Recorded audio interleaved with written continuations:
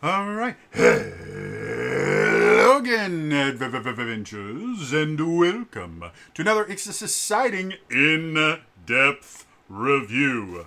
Yes, this is a series where I review new RPG books and things like that in depth. So, what exactly are we going to be reviewing today? Well, I finally got my copy of the My Little Pony RPG system. It's by Renegade Studios. It uses their Essence 20 system, but let's just say this is probably the most unique of the various Essence 20 system games I have covered before. You can see the rest of them up there.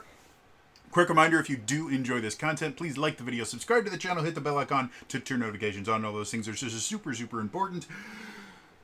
Let's get on. So, first things first, sorry it has been so long. I've actually had the PDF of this for a while now, but I just haven't had the strength to be able to do it. If you watched my channel update video, you know all the stuff that's been going on. It's finally over. I'm trying to get back into this stuff, and I thought this would be a great way to start. So, what is an in-depth review? Well, I'm going to review this book in depth. And by that, I mean I'm going to say the things that I like, the things that I don't like, the things I think they did well, the things that I think they need to do better. And I'm going to be going chapter by chapter, sometimes page by page. But a lot of people do not want to sit through an hour and a half or sometimes 2 hour long review just to figure out if they want to buy something. So I always start this off with a section I call Should You Buy It? And I divide potential buyers into 3 different groups. We have players, which are people that are primarily going to be sitting at the table and playing a single character. Doesn't mean that's all they do, but that's their main focus. The next one is going to be GMs or game masters. That's the person who's going to be sitting at a table and primarily is going to be sitting in the game master chair, where they're going to be playing all the NPCs and they're going to be creating encounters and things like that. They have a very different set of needs than a player does. And then the third group I like to talk about is what I call Lorehounds. Lorehounds are people that may never sit down at a tabletop to play an RPG ever, but they really enjoy the source material, the lore, and the world itself. And they are obviously going to have a very different set of wants and needs than the other 2 groups. So, should you buy this? Well, let's find out. The first group. Players. So, as I mentioned before, the My Little Pony RPG uses the Essence 20 system. If you have been watching this channel for the past year, I have a bit of a love affair with the Essence 20 system. I think it's a phenomenal system. It's got just enough crunch so that it feels like you can do a lot of different things with it, but it is generic enough, even in the very specific settings that exist, that you can really create anything you want. And I've been doing that on this channel. My most recent video, I created Link from The Legend of Zelda as a Transformer. So there's a lot of different stuff that you can do, and the same is going to be true about the My Little Pony RPG, but because My Little Pony is targeted at a relatively young audience, for the most part, we're not going to get into a conversation about bronies or anything like that, but My Little Pony specifically tends to target a very young market, and so the My Little Pony role-playing game is actually designed to be a little bit more simple. A really good example of this is the origins that you get in this. Essence 20 in a nutshell, you create your character with 3 different things. You have your origin, you have 1 or more influences, and then you have your role. Your origin is kind of equivalent to your race in D&D. Your influences are kind of like your background, and your role is your class. Well, there's only 3 origins in this book. In the entire setting, there's only 3 origins because in My Little Pony, there's only 3 different kinds of ponies. You have land ponies, Earth ponies, sorry. You have Pegasus, or Pegasi is the plural, and then you have unicorns. That's it. So At first glance, this seems to be a very, very limited book. But the book is broken up every so often. You will see what are called advanced rules, which is basically when they start adding in some of the more complicated aspects of Essence 20, so that if you are an older player and you just want to play in the world of My Little Ponies, you can, and you can still get, all the crunch and all the customizability that you want. But for players specifically, the most interesting thing about this, even if, again, you're not a My Little Ponies fan, I personally am not a My Little Ponies fan. I have never watched a single episode of any My Little Ponies show ever. The only reason I am somewhat familiar with it is My Little Pony Tales used to come on after some show I used to watch when I was a kid, and I can't remember what it was. It might have been right after Recess. I'm not sure. Recess is in the show, not Recess as in the period of class. But I have the theme song to My Little Pony Tales memorized, and I have had it memorized for like 20 years. Like, I know the song. Something is coming right now. And then go, My Little Pony, My Little Pony, My Little Pony Tales, My Little Pony, My Little Pony, My Little Pony Tales. And that's this, and it just keeps going, and there's lots of stuff, and they name all the little ponies. It's such a beautiful thing. And then they go to the ice cream shop, and they all get ice cream, but then one of them, does something, and it lands on one of the ponies, and then they all kind of laugh at her, and then they have all of them get their own ice cream, and it's just amazing. Guys, I have problems. I have massive problems. But none of those are related to this. So the reason I'm mentioning that is because My Little Pony is not about, defeating evil and vanquishing evil creatures and things like that. My Little Pony is much closer to a sitcom, or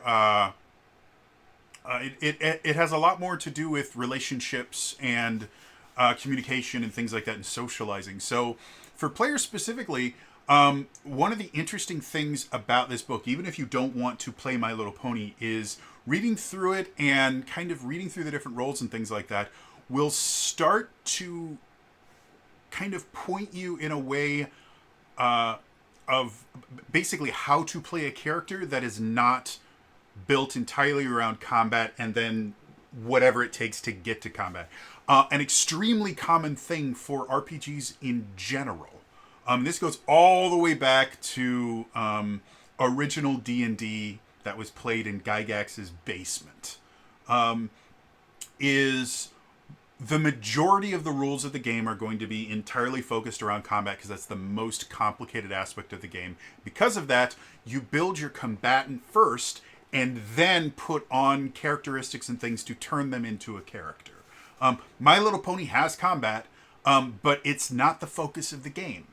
And so because of that, simply reading the book and looking through the origins and then the roles and everything can really start to give you an idea of how to play a character that's not combat focused. Yeah. Overall, the rest of the book, like I said, there's only 3 origins, but they have tons of influences, and there are 6 roles that you can choose from. And then obviously they have the various perks and things. The other thing that's kind of cool about this, the magic system is unique to this. When I do the GM portion of Should You Buy This, I'll be talking a little bit more about the magic system, because it has implementations outside of the system. But overall, if you're interested in playing My Little Pony, you definitely need to pick up this book. And I've got to remember...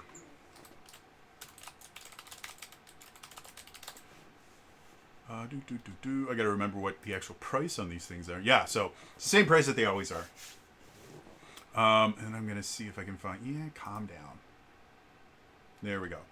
So, the hardcover version, which is what I have right here, is $55. The PDF alone is $38.50.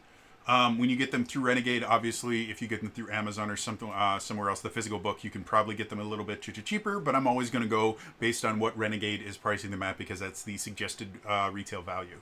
And technically, it says on the page right now, it has a July 11th release. So with me recording this on the 5th, this is actually a pre-release thing. It hasn't come out yet. And for right now, this will change.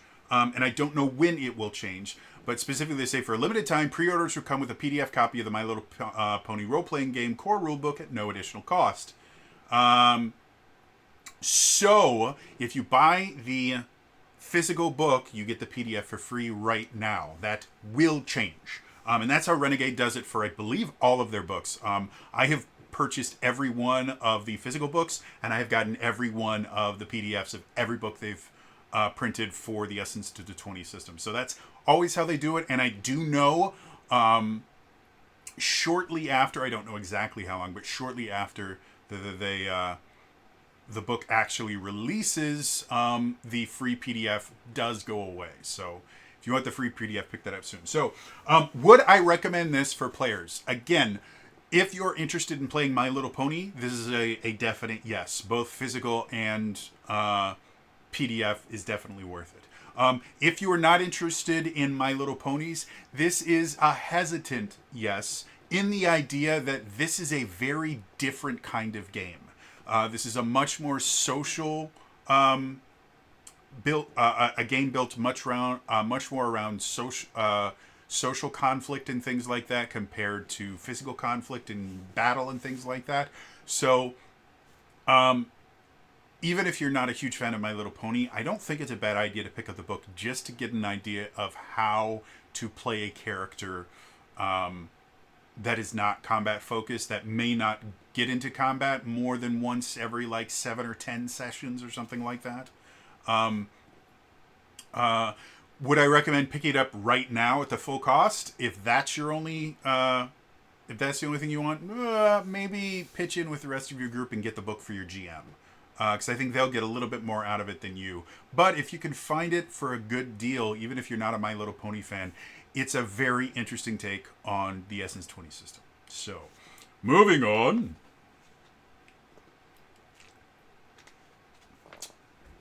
Should GMs buy this book?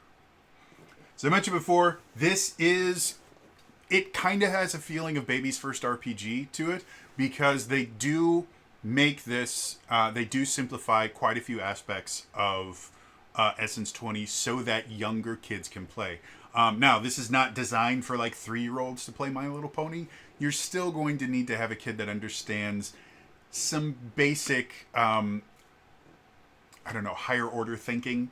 I don't know what the actual age range that they recommend for this, but I would guess I probably wouldn't see kids younger than maybe like 7 or 8 playing this, just because too much younger than that and any RPG is going to kind of go over their heads and the rules are going to be pointless anyways.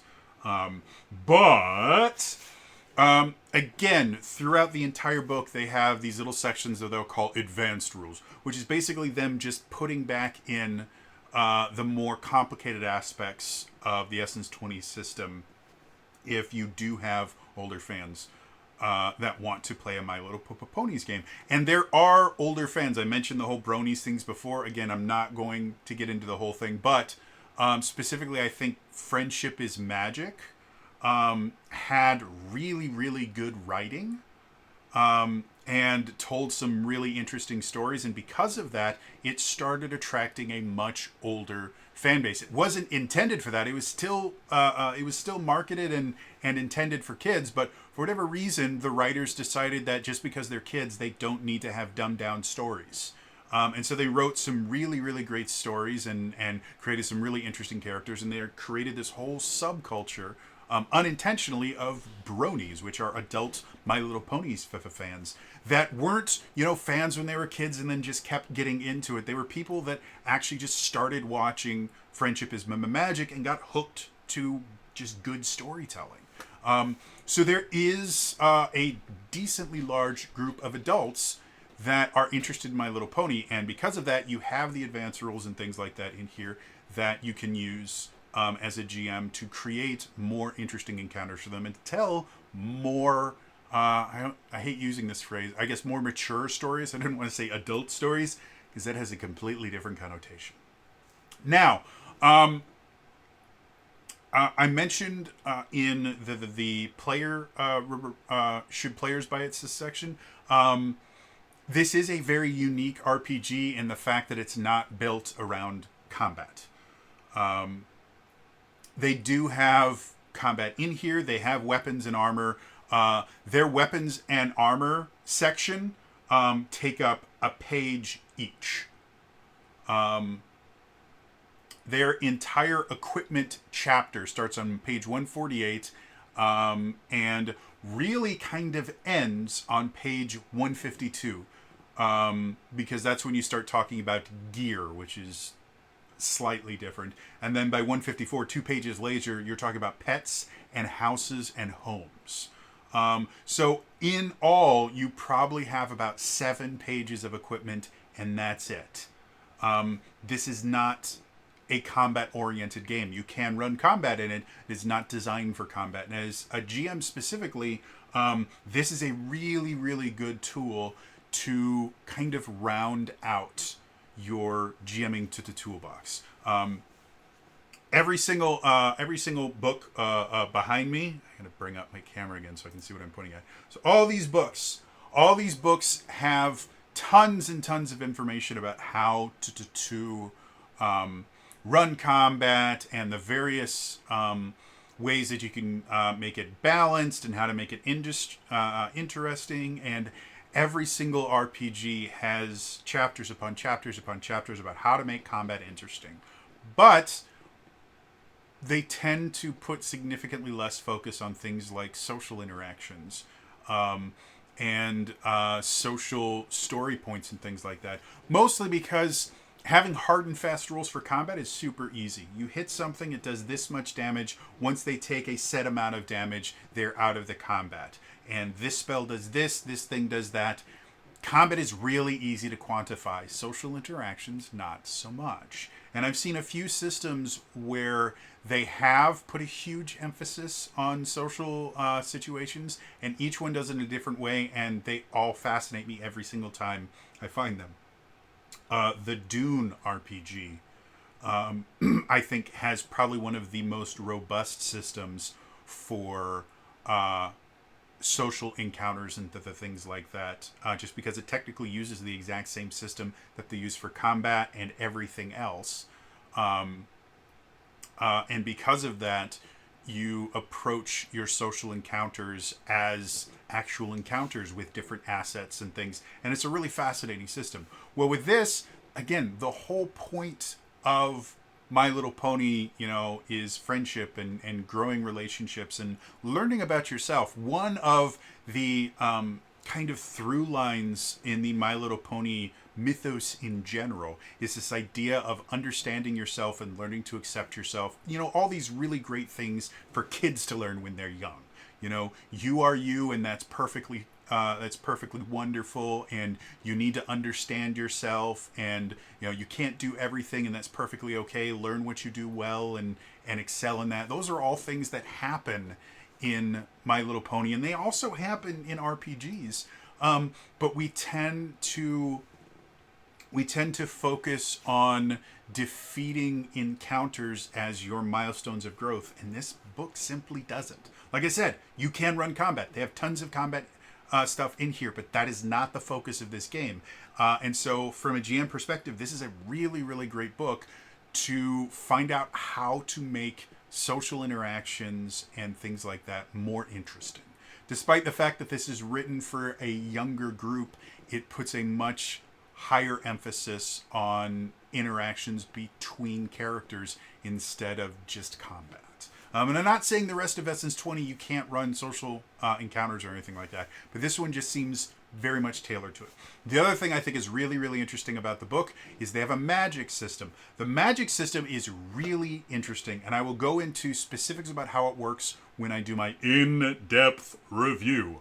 But The basics of it is each character has an additional skill that actually doesn't fit under any of the essence scores. The way skills work in the Essence 20 system is there are 4 essences: strength, speed, social, and wow, I can't believe I've just completely...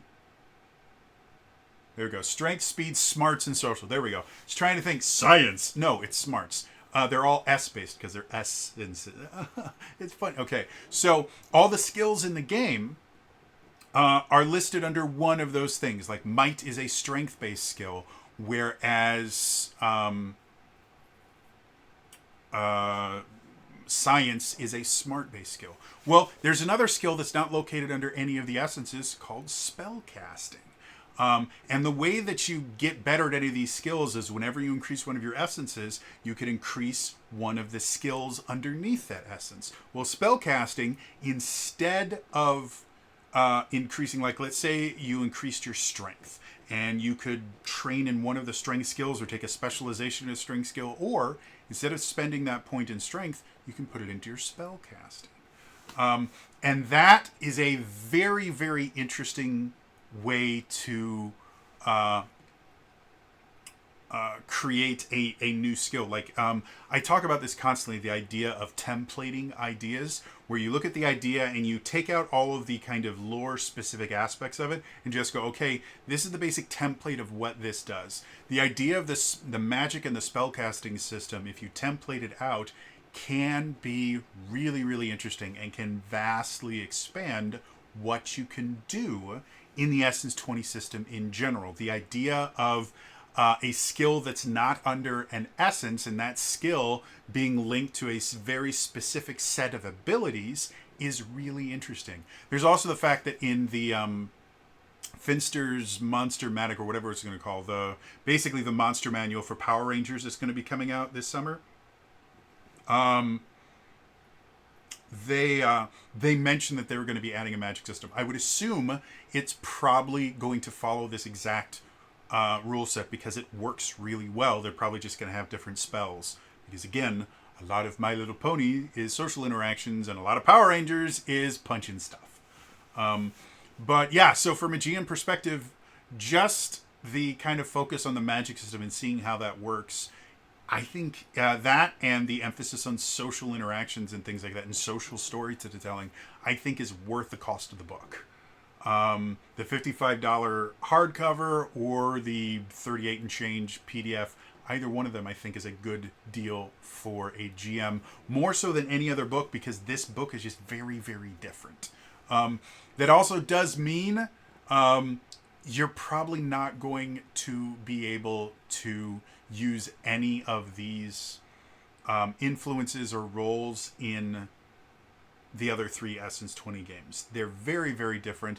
I am 100% ready to eat my words when Renegade Game Studios releases their crossover book about how to cross over Transformers and My Little Ponies. But since they haven't announced that, I'm going to say right now, as they are written, this is not quite as cross-compatible as the other through the 3 games. So if your goal in doing this is to just get more kind of fodder that you can use for your other games, this one would require significantly more work to make anything in here work in the other systems. But the more generic stuff that you get in here, the non-pony stuff, I think is really, really good. So should GMs get this? I think so. I think this is a really, really great book. I think the magic system in and of itself is interesting enough and unique enough that you definitely could implement it in any other Essence 20 system game. You would just have to effectively make brand new spells because the spells they have in here are very much My Little Pony spells, which is perfectly fine. But yeah, so overall recommendation for GMs, definitely get it. Moving on.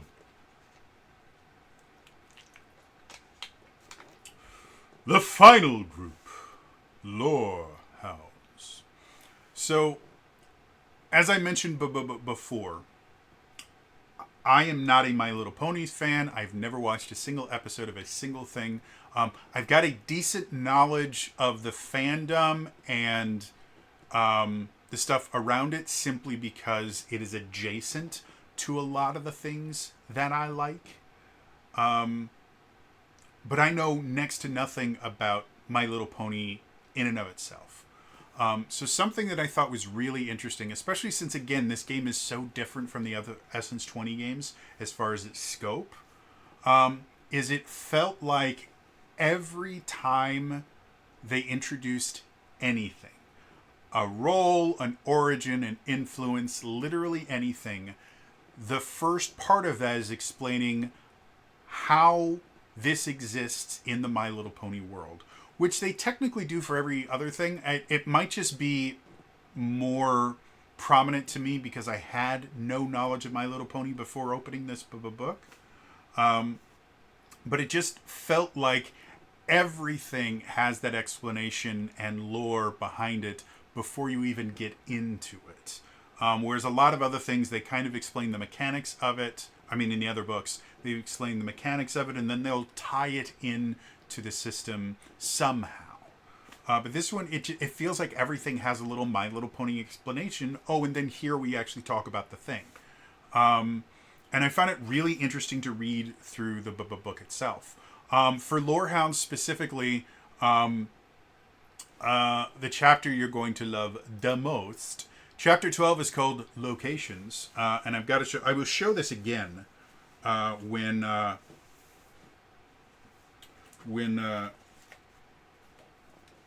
doing the review, but I got to show this right now. This is the very, very cool map of Equestria, which is the world of My Little Ponies, and it is a gorgeous, gorgeous map. The only thing that would have made it better is if it was like a tear-out map or something like that, so I could actually take it out. But it's still very, very pretty in the book. And then the locations chapter is literally just lore. So for Lorehounds specifically, they're going to love it. It introduces a ton of different places. It introduces a ton of different NPCs and things like that. Other things that Lorehounds will be really, really into the friends and foes section. Normally, in every other book, they would call this threats, because that's what it is. That's the monster manual section. But the friends and foes section adds a couple different things. It has the contact system that showed up in the Across the Stars source book for Power Rangers, where you could basically have NPCs that helped you, and they had a system that would kind of quantify how you could get them to help you and things like that. That shows up in here as well, and because of that, they have all these example NPC contacts that you could have. And they have like Pinkie Pie and Twilight Sparkle and Fluttershy, and I don't know the rest of these ponies. They have very cute names though. And so because of that, and again, this book feels like it's written for people that have never watched a single episode of My Little Pony, and at the same time, it feels like it is written entirely for massive My Little Pony fans that already know all the lore and everything. It is the weirdest dichotomy in the world. But yeah, overall, like the book itself, every single section, every single skill is going to have lore attached to it. And so for Lorehound specifically, I think Renegade just in general does a really good job of putting a lot of lore and making their books very interesting to read. Or at least their Essence 20 books. I have not looked at any of the World of Darkness books that they publish, mostly because the old World of Darkness books were written like novels that just happened to have some game mechanics written into them. And so reading through them is kind of a slog, to be blunt. If you're not really, really interested in wanting to read a novel before you play a game, they're kind of a pain in the ass to read. I've not read any of the new stuff that Renegade has put out, though, so I don't know if they've changed it at all. But at least in their Essence 20 books, they're generally really good at putting enough lore in there to where if you're not specifically picking up the book to play in a game, this Wednesday or something, you're going to have a good time reading through the book and learning about the various stuff, especially when you get into the friends and foes section and they start talking about things like Princess Celestia and then Princess Luna and Nightmare Moon and all those kind of really interesting aspects of the lore of My Little Ponies. And it's impressive for a children's show, and I get that Transformers is made for kids and Power Rangers is made for kids and G.I. Joe is made for kids. I get that. But all three of those those markets have been expanded significantly beyond its original core audience of like 3 to 7 year olds. My Little Pony has stayed very, very close to their target market, and they don't have a massive comic book series that expands on the lore. I think there are My Little Pony comics. I'm not 100% certain, but it's nothing like the Transformers comics or the G.I. Joe comics are extensive. And the Power Rangers comics have had a really good resurgence recently in the past like 10-ish years or so. Maybe 15 now, I don't know. But they have a much more adult comic scene, and that's just never really happened for My Little Pony. And yet it's still impressive just how much of a world exists for this kids' TV series. So, Lorehounds, do I think you should pick this up? Yeah. I think the $55 price tag for the physical book is definitely worth it. And then if you just want the PDF so you can read it on the go, even better at $38.50. So yes, those are my recommendations. Overall, if you just came here to figure out if you want to buy the books or anything, thank you for showing up. Again, remember, like, subscribe, all that YouTube and the nonsense in the comments down below. Tell me, I'd actually like to know. Tell me, are you a player, a GM, or a Lorehound? And what you think of this little section before. Does this give you enough information to be able to pick up the book, or do you watch the rest of the video simply to figure out, because I don't give enough information in this first little section? Let me know in the comments down below. Otherwise, it's time to get into the in-depth review. Now, when I say in-depth, I mean in-depth. I'm going to go chapter by chapter, sometimes page by page. I'm going to talk about the things I like, the things that I don't like, the things I think they did well, and the things I think they need to do better on. I will have chapters and timestamps so that you don't have to watch this all in one sitting, even though YouTube would prefer that you not only watch this in one sitting, but every video I've ever made, ever. They want you to never leave YouTube. YouTube is all there is. However, I know real people don't have time to sit down for a 2-hour long video about a single book. So, that being said, let's dive into the in-depth review.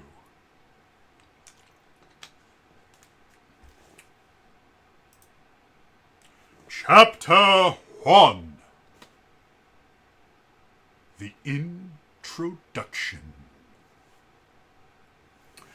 So, the introduction is exactly like what you would expect for an introduction section. The first little green box that they have in here, they have these little green boxes all over the book.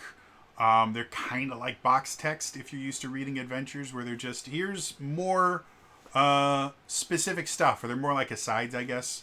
But the very first green box is, what is a role-playing game? And that's what's in every single introduction to every book ever. What is a role-playing game? But this very quickly gets into the feeling of the game, which I'm going to just read you the first paragraph of the introduction. Twilight left me a list of the fundamental aspects of the My Little Pony role-playing game in the Essence 20 role-playing system, what every role player should know before their first game. But honestly, it's a bit of a snooze fest. So let me see if I could jazz it up and fire off a confetti cannon in your mind. Ooh. Have you ever played Pretend? Sure you have. Pretending is fun, and it goes on from there. That is a really great introduction to how this book is going to work. And I think the pony that's speaking this, I think that's Pinkie Pie. I don't know any of these ponies. It's a pink pony, and I can't see here Cutie Mark. We will talk about Cutie Marks in a second here. Being an adult, talking about Cutie Marks with Cutie Marks for all the ponies, are trying to come up with a just an appropriate way to say this, because this is a kid's game. I can't. Cutie marks are on their butts. They're on their asses. That's where it is. And so not being able to identify which pony, because they're all like pastel colors with hair. So having to look at their asses to figure out which one is which feels wrong. But I actually don't know which pony. I think it's Pinkie Pie. I want to say it's Pinkie Pie because they said her name somewhere.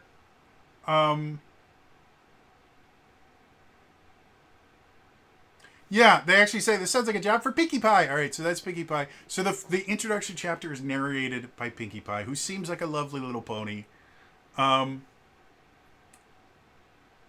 again, it's compared to your kind of traditional introduction to an RPG book. This one has so much kind of flavor, and it's written, I don't want to say dumbed down, but it's written in a very simplified way, which is really, really great. Some people, because it is written in a very simplified way, some people will misconstrue it as it is talking down to its audience and is trying to simplify things because the audience is too stupid to understand complex things. It's not it. And this is something, as a trainer, it's very, very difficult to get people to understand, from a training perspective, the value at simplifying things to their most simple, basic aspect, and going from that very, very simple, basic form to the more complex things. I have had training sessions where I have started with the very simplistic and basic, and they go, "Do I look stupid?" I go, "No, I don't think you look stupid. However, I have to start here, because when we get here, you're not going to just need to know this stuff. You're going to have this stuff committed to memory so well that it is second nature for you." So I am going to start at the very, very basics and ensure that you know this, because it's very possible that either you didn't learn one of these things, or what's significantly more common is you learned one of these things incorrectly. And when we get to the advanced stuff, I'm going to have to unteach you the stuff that you learned incorrectly. And if I don't figure that out until we're in the advanced stuff, that creates really big problems. That's what this is doing. It has really simplified what a role-playing game is to a very simplistic, basic form, and is explaining it in very simple to understand text that also has a very childlike tone to the voice. So yeah, don't overlook things like this. And if you're a GM, this is a really, really nice kind of masterclass in how do you simplify something down without treating your audience like they're morons. So yeah. Otherwise, again, it's what is a role-playing game, and it introduces the very basics of the Essence 20 system. They have a lovely little set of dice that's pictured here that I think is adorable. They talk about the advanced rules and stuff like that. They talk about story points in every other system. They're called friendship points in this. Again, they're very heavy with the theming in this. Yeah, like it's a good introduction section. Like there really isn't much I can say about it other than it does what it's designed to do, and it does it really, really well. One of the things I do find kind of interesting is My Little Pony in and of itself has gone through so many different iterations that the art style changes drastically. Like I said, I sang the My Little Pony Tales theme song. The art style for that is your standard 90s anthropomorphized animals cartoon. If you were to see the introduction, like it just screams 90s animation. However, when you go to Friendship is Magic, if I remember correctly, came out in the early 2000s, 2010s, somewhere around there. And art had changed drastically. And so They have the more friendship is magic style art in here. And then on the last page of the introduction, they actually have an even more kind of hyper stylized of a version with much sharper angles and almost a chibi style look to the characters themselves. So that's something I always find really interesting is the style changes so drastically throughout the years, even compared to like Transformers has gone through many different styles and things like that, but it all still kind of fits along the same thing, and My Little Ponies just gets more and more different every single time. So anyway, moving on. Chapter 2, Character Creation. Now, this is the same problem that I've had with every single Essence 20 book. I sincerely doubt they're ever going to change this, despite the fact that I know at least one of the writers watches my stuff, because this is how D&D organizes their books, and D&D does it wrong. The reason D&D gets away with it is D&D is not creating a new system. D&D is updating a system that's been around for 40 years. So because of that, they can introduce character creation before they introduce the system, because everybody already knows how the system works. Even if you've never played D&D before, you understand the basics of D&D because it has showed up literally everywhere else. Every single game that uses RPG mechanics, they stole it from D&D. Fantasy as a genre existed long before D&D. However, some of the things that D&D did have become part of the lexicon of knowledge of fantasy in general. And so it works perfectly fine for them to introduce character creation because most of the people that are buying their books are people that already know the system. And are getting it and are buying the book specifically so they can play the game. Essence 20 is not D&D. And to be perfectly honest, I don't think the D&D 5th edition book is a great tool for new players. You generally need to have someone that already is playing or understands RPGs in general to teach you 5th edition, despite the fact that 5th edition is probably the easiest version of D&D to pick up and play. So I'm going to say this again and again and again. Chapter 6 is Essence Scores and Skills. This is how you play the system. It explains what all this stuff means. Chapter 6 should be Chapter 2. And then just push everything forward by one. Introduce the system before you introduce character creation, because character creation doesn't make sense if you don't know how the system works. And I will just over and over and over and over and over again say that. That is my biggest problem. That and free actions are my biggest problem with the Essence 20 system, is just that they wrote the book backwards. And again, I understand why they did it. They do it that way because that's how D&D, not only that's not just how D&D does it, that's how D&D has done it for 40 years. And in general, if you're entering a new market, looking at what the top of the market is doing and learning from it is an absolutely essential part of running a business. That's how businesses work.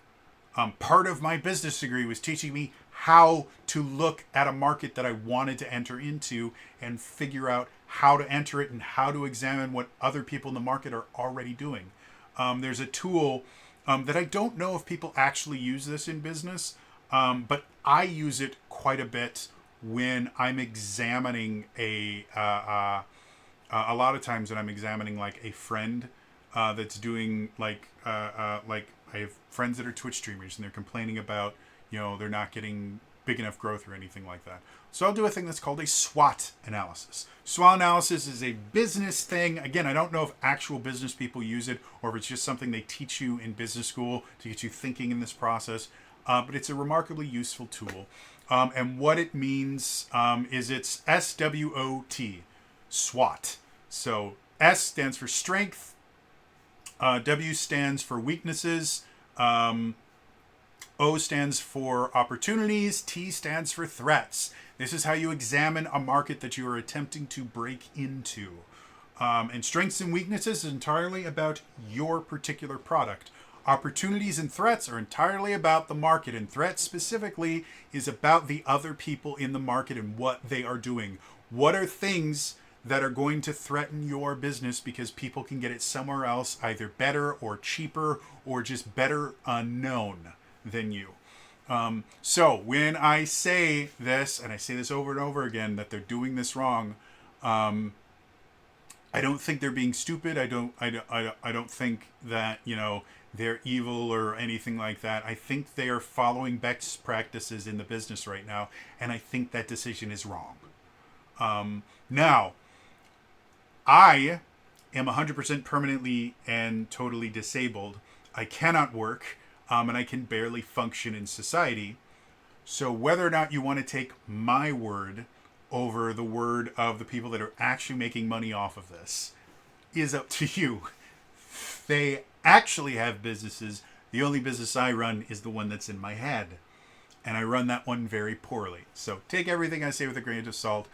But if anyone at Renegade is listening to me, please, if you ever reprint these books, or you make a new system or anything like that, introduce the system first. I've seen quite a few other books that do it this way, and they just read better. They get me more excited about the system because I know how the system is going to work before I have to start thinking about, okay, this is how I create a character in it.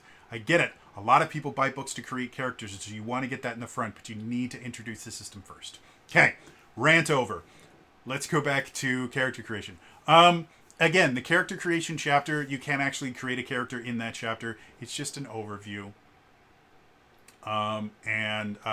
Again, it works very similar to every single Essence 20. They sometimes will switch around what order they want you to do things in, but for the most part, it's the same thing. Step 1, character concept. They always say start with the character concept.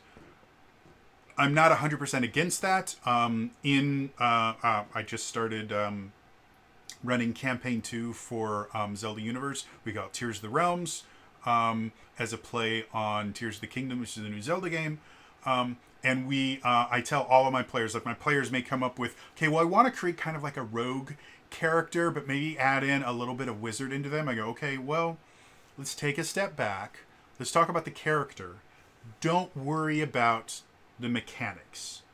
We'll figure that out later, and I built every character for Tears of the Realms, aside from one where I built it with the player because they're really, really good at RPGs in general, and they have a very analytical mind. But I still kind of sat in as we built their character. But that being said,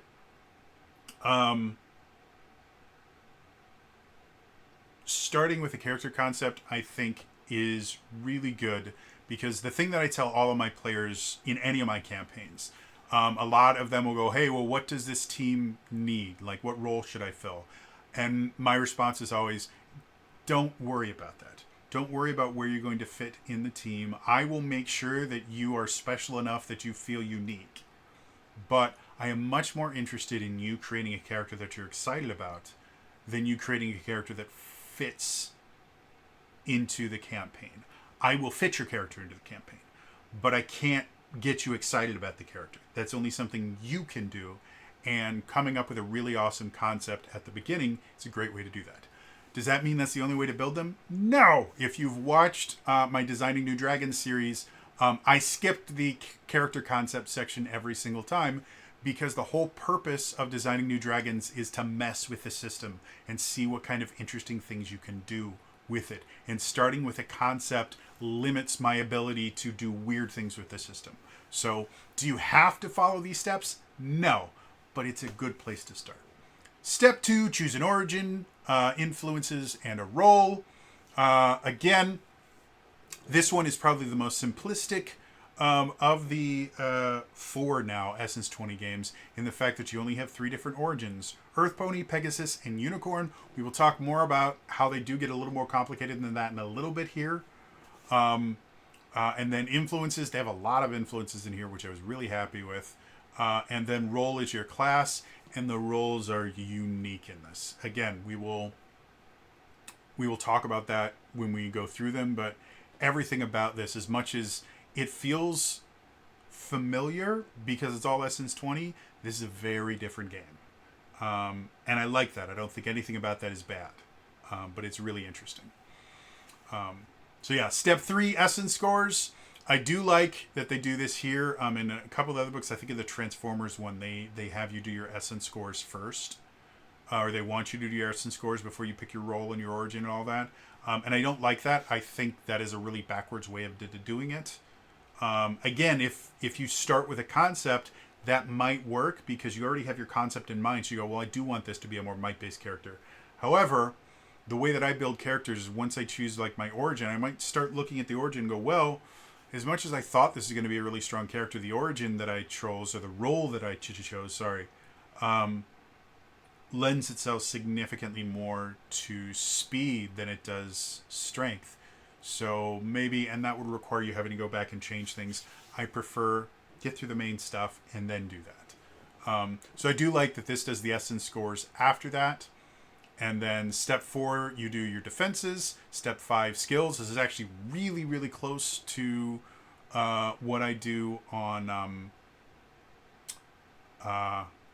Designing New Dragons. The only thing that's different is I do skills before I do defenses. And then step 6, describe your character. And then they have a little final section that goes, is my pony ready? And it just gives you some basic stuff on how all this stuff goes. So, yeah, overall, pretty simple, pretty interesting. Moving on. Chapter 3. Origins. Again, I've mentioned many, many times in this before, there are only 3 different origins in this.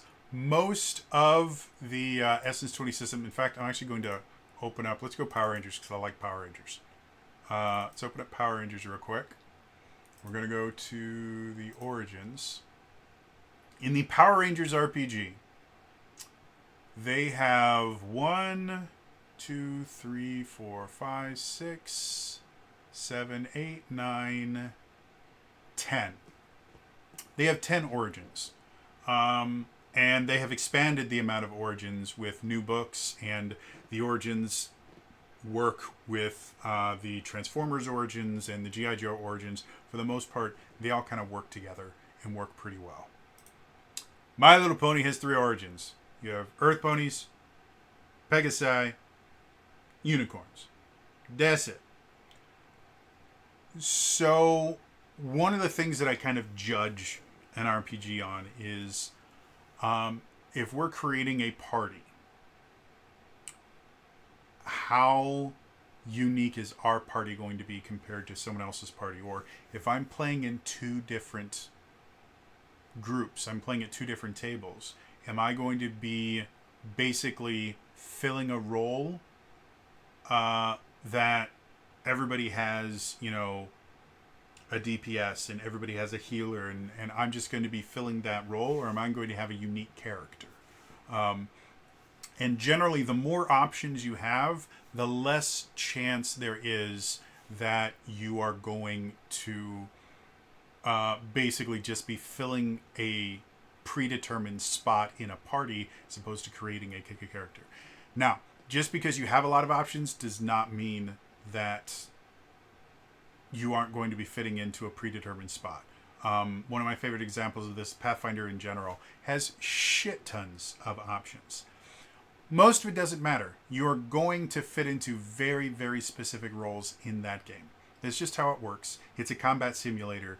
And because of that, you have healers, you have damage dealers, and you have tanks. And that's how the game works. You have different ways to do that, but for the most part, healers, damage dealers, tanks, sometimes there's some control in there. And that's it. So just because you have a lot of options does not mean that you're not going to be put pigeonholed into different things. So that being said, having a limited amount of options definitely normally will pigeonhole you. And that's where one of the unique aspects of this comes into play. There are a thing called cutie marks. Cutie marks is actually a really important part of My Little Pony lore. Your cutie mark basically kind of describes the thing that you are uniquely good at. To give you an example, Rainbow Dash, their cutie mark is a rainbow with a cloud in kind of like a lightning bolt shape. What that emphasizes is Rainbow Dash is all about speed and pushing herself to be as fast as possible and things like that. And so her cutie mark exemplifies that. Pinkie Pie throws parties. I don't know what the other ones do. Applejack and Fluttershy. I'm assuming Applejack has something to do with cooking. I don't know. But your cutie mark is a really, really important thing. And ponies in the My Little Pony universe, ponies are not born with a cutie mark. They earn their cutie mark. Or they discover their cutie mark. So getting your cutie mark is actually a huge rite of passage for the ponies. And they actually have rules in here about how to play, I think they call them, fillies and something else? I want to see if I can find it real quick. They have it in here somewhere. I'll see it again as we're going through it. But I think it's called fillies and colts because those are babies. But they have rules about how to play a pony that hasn't gotten their cutie mark. But as far as mechanics, your cutie mark actually has an impact on how you play your character, and your cutie mark does not have to be tied to your origin. It doesn't have to be tied to your influences or your role, though getting all of those aligned tends to be beneficial for you. You 100% don't have to do that. The basics of it is every origin, you get origin perks, and you get what's called a cutie mark perk, which is pick a skill, specialization, or abstract area you are especially talented with. See pages 30 to 31. They talk about it before. As guided by your GM, you get an upshift of 1 on any action that area might apply to. So your cutie mark means anything kind of related to your cutie mark, you're going to just be better at inherently. You always get to shift up 1 anytime you're doing something related to it.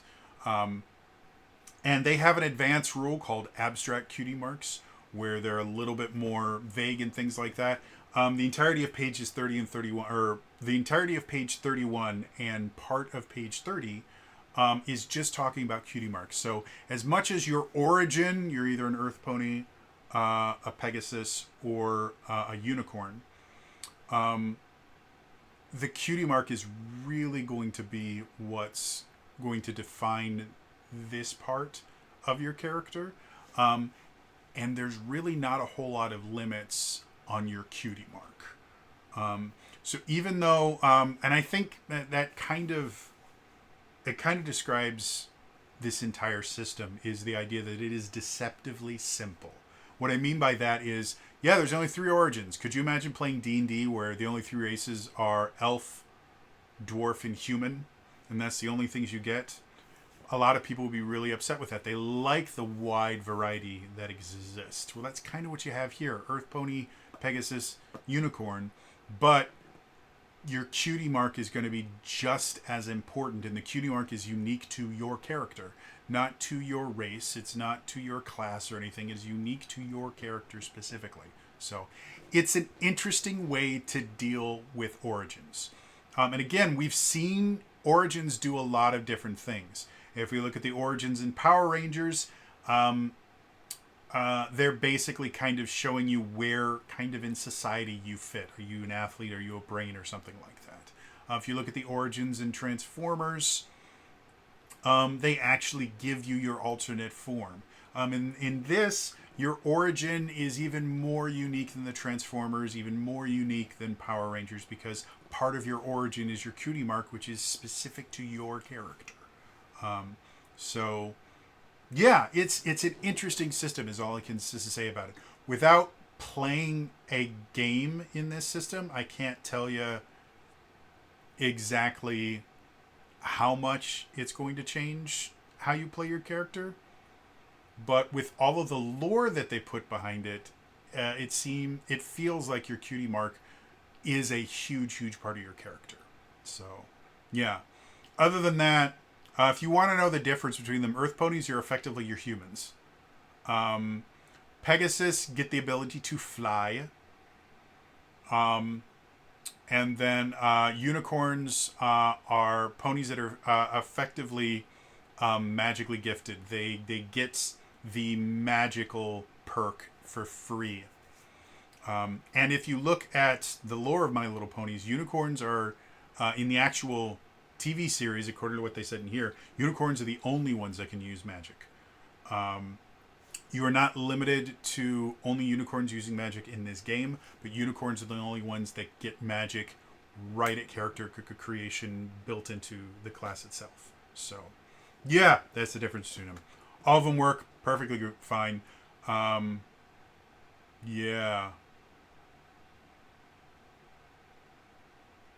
Moving on.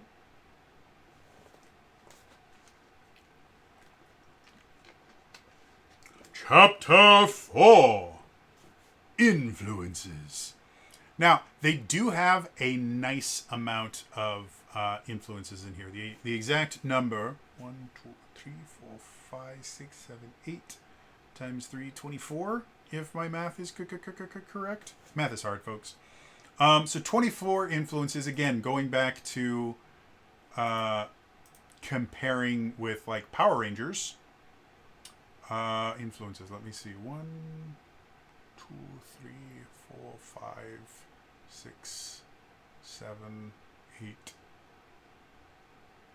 I think it looks like 8 or 9 influences, if I'm counting correctly. Yeah. So influences in Power Rangers, significantly less origins in the My Little Pony game, significantly more influences. Now, compared to something like Transformers, where like your hang-ups, you get a list of different hang-ups you might have. You got to choose from them. This, each influence has a perk, has a hang-up. They work just like influences each other ones, where if you take only one influence, you only get the perk. If you take more than one influence, for each additional influence, you have to take the hang-up as well as the perk with that.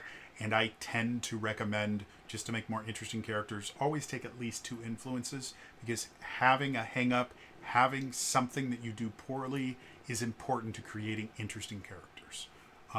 But there are a lot of them. The other thing that's kind of unique about the influences here is each influence has what they call an influence skill. Like for Adventurer, the influence skill is survival. Now, that doesn't actually have a mechanical benefit. What it does is it specifically lists a skill that will probably interact with the perk the most. To give you an idea, when you're picking your role, and we'll talk about one of the unique aspects of picking roles once we get to the chapter. When you're picking your role, your roles don't give you a specific essence score that they're good at. You actually get to designate which essence scores are your most important to your least important when you create your pony, no matter the role. And so the influence skills specifically help you to understand that, well, if you want to use the perk of this influence a lot and succeed a lot in it, then you will want to be able to use survival pretty well. Survival, before I say the wrong thing, I believe survival is a smarts-based skill, right? Alertness, culture, science, survival. Yeah, so survival is a smart-based skill. Um, so that might mean for adventurer, you might want to make your diamond essence smarts so that you have a lot of smarts to be able to use survival. That also means if you're picking multiple essences, looking at influence skills that share the same essence score can mean that the influences themselves are going to kind of interact with each other in a positive way. This is not something that exists in any other influences. You kind of have to figure this out on your own. Whereas in the My Little Pony, it gives you that additional thing. On the flip side, if you want to have a character that is a little bit either their skills are spread a little bit wider, or maybe a character that just struggles with things a little bit more often and has to work to overcome their goals, you could specifically choose 2 influences that have very different essence scores, or choose two influences that use the same essence score and then lowball that essence score as a way to kind of offset the fact that, I have a low score in this, but I have these perks that are going to make it better, or to make it so that your perks are something that you struggle with as you play the character. Like it opens up a lot by simply putting that influence skill there. And the influence skill doesn't do anything. It just mentions that, by the way, you will probably use this skill a lot if you use the perks and hang up associated with this influence. So I think it's really, really interesting. And then they also have background bonds. I very rarely use background bonds anymore, because by the time I create my characters, I've already come up with bonds and come up with creators. But for people that are not weird freaks like I am, background bonds and things like that, they're role-playing aids, and they're really, really useful. I used to use them a lot more. When I first started getting into RPGs, they were great for me to kind of build a character around. Now, I do it so often, I just build character ideas in my head. So, but anyway, so overall, like I said, I like the influences. One of the things that's really cool about the influences, every single influence, first of all, I have to show you guys this. The artwork in this book is mind-bogglingly gorgeous. So here's the influence section. You'll notice every influence has artwork. It's just very, very colorful. Like everything about this book is just very, very pretty. Even compared to like all the SS20 books are pretty. Like Renegade puts out pretty products. Let's just put that down there. But I like the fact that each influence is its own page. It has a little picture that kind of explains how it works in a really, really nice one, like the adventure picture. Like, well, let's go to the one that I just showed you guys. I think it was Artisan and Bookworm. Was that one on? No, it was Futurist, I think it was. Yeah. Futurist and Heavy Hitter were the ones that I showed you. And the pictures are just perfect to kind of explain. Like, Futurist has Twilight Sparkle and she's hugging a book and she's surrounded by, scrolls and stuff like that. It's obviously going to be, something involving thinking in that. And the perk is Reverse Engineer. 3 times per day when you need to roll a skill test outside of a conflict, you can take twice the time and substitute the skill test for technology instead. So stuff like that. Or Heavy Hitter. You see this pony, I think that's Applejack, that's wearing a tow harness, or plow harness, I think that is, and is pulling a wagon. And the perk is Force. If you make a successful unarmed attack using might, you may do an additional point of health damage, but using this ability is exhausting, so you only may use it once per scene. So they give you this really, really good idea, and I cannot tell you how nice it is to have each influence be its own page. In the Power Rangers RPG, some of the influences, because they're not exactly a page each, they go across pages and stuff like that, and it can get a little confusing figuring out, because you have to flip between pages, especially if you have it on this side and you have to flip it to over here. So I really, really like it when, even if it makes the book longer, which I thought at first when I got this, because look at this. This is a thick book. I thought at first that this was the thickest SS20 book that we've gotten. So I went and I got the Transformers one off the shelf because I was going to show you guys how much thicker this was. It's not really. I think this is a little bit thicker than the other ones because they put a lot of lore in here, but it's not exorbitantly thick. All these books are kind of hefty. Who would have thought? Brand new RPG system, thick book. So anyway, yeah. Overall, I love everything about the influences. I think they're really, really great and interesting, and the influence skills specifically, I think is really, really nice, especially if you are trying to create a specific kind of kick a character. The influence skill system in and of itself can really, really help you figure out how to blend two influences and make them work together much easier than any other system where you kind of have to go, well, what's this going to do, and is that going to cause, and this one just makes it significantly easier. So yeah, otherwise, moving on.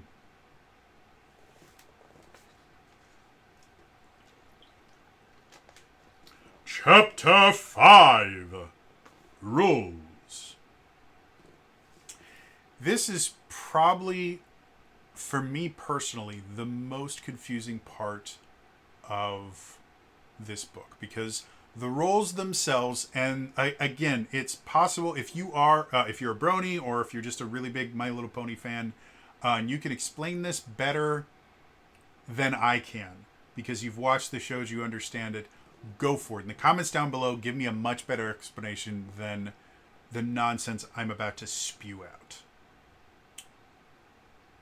In My Little Pony, there are these things called elements of harmony. The elements of harmony are generosity, honesty, kindness, laughter, loyalty, and magic. And so each one of those elements has its own role. Kind of similar to how the roles in Power Rangers were based on the color, the roles in this are based on which element of harmony you emphasize with most. And one of the things that happens is, to give you an example, let's go to the first one. So the spirit of generosity. One of the first level abilities for every one of these roles is a talent for insert aspect of harmony here, or element of harmony here. This one's called a talent for generosity.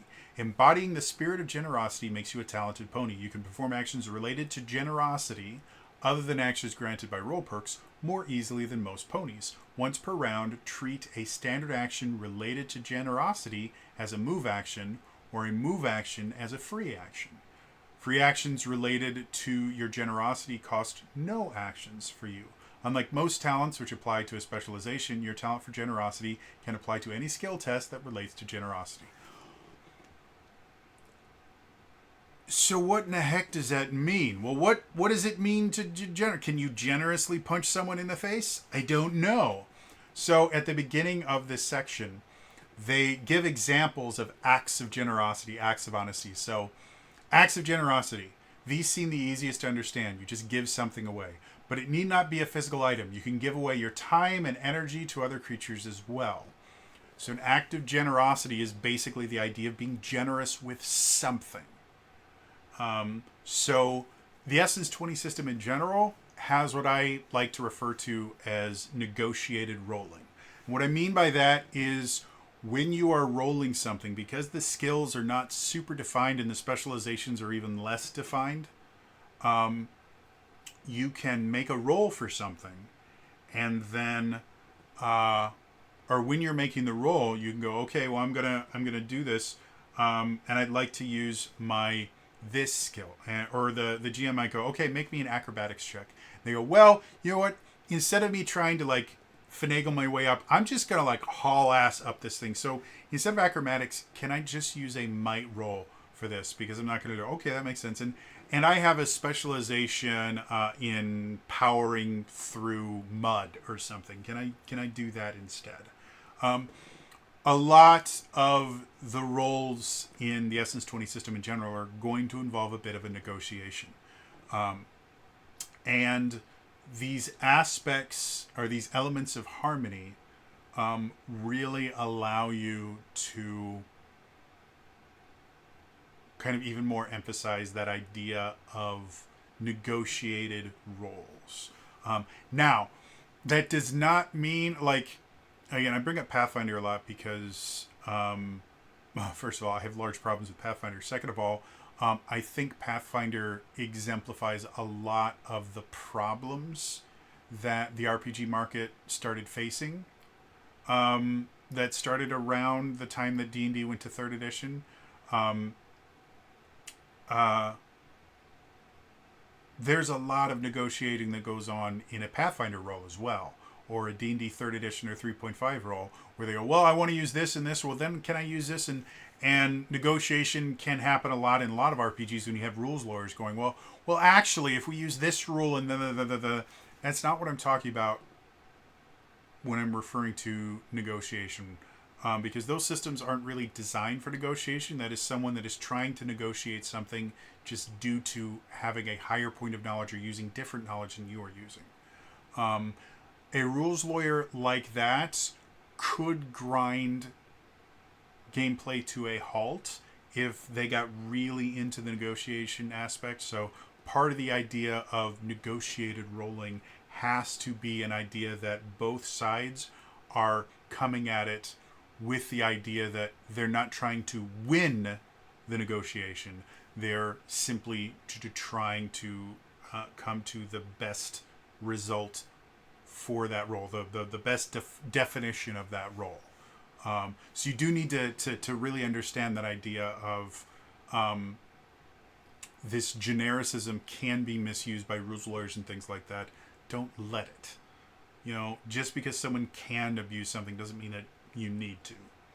And I think there's just enough vagueness in this that it allows for a lot of negotiation without a lot of rules lawyer. If that makes sense. So, yeah. Overall, I tried reading through each one of the roles. They're so interesting. I guess one thing we do have to talk about is diamond, gold, silver, and bronze essence scores. So, again, comparing to other ones, if we go to Power Rangers, we go to the rolls, and we go to, let's just go to the Black Ranger roll. Black Ranger roll at level 1, your social increases by 2, your strength increases by 1. Level 2, your strength increases by 1. Level 3, your smarts increase by 1. Level 4, your speed increases by 1. And it tells you every single time you get an increase in any single roll. And in general,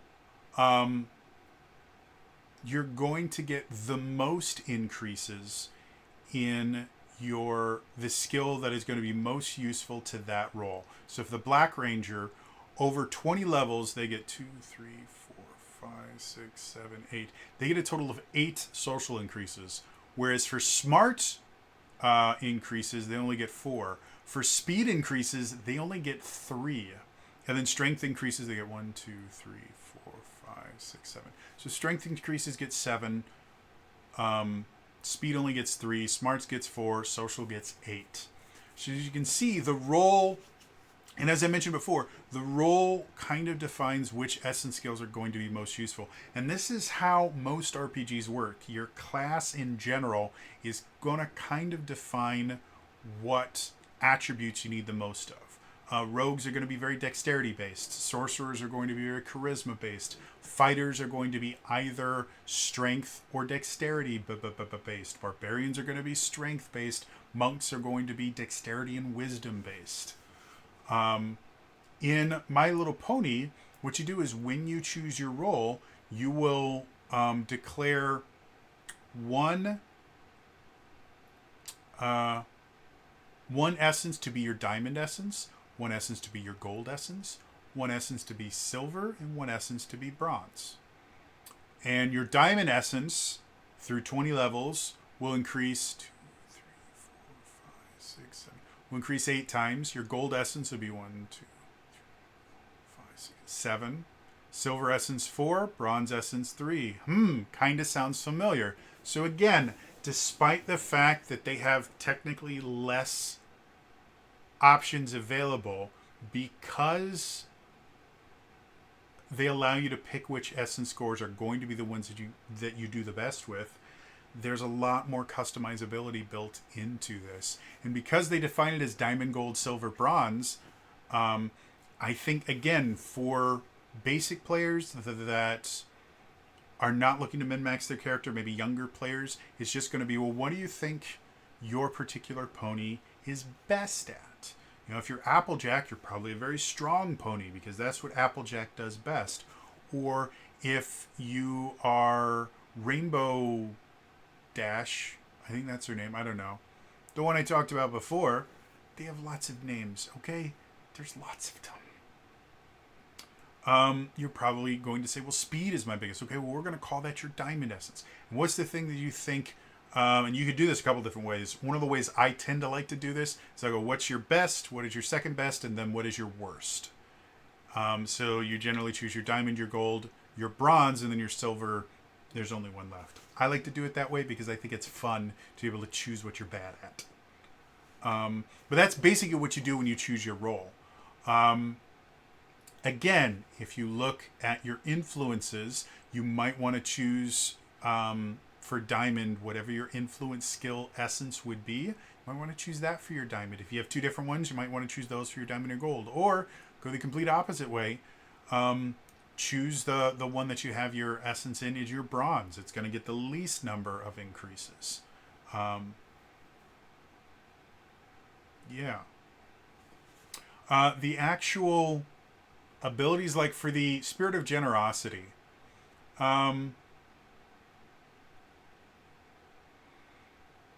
it's really,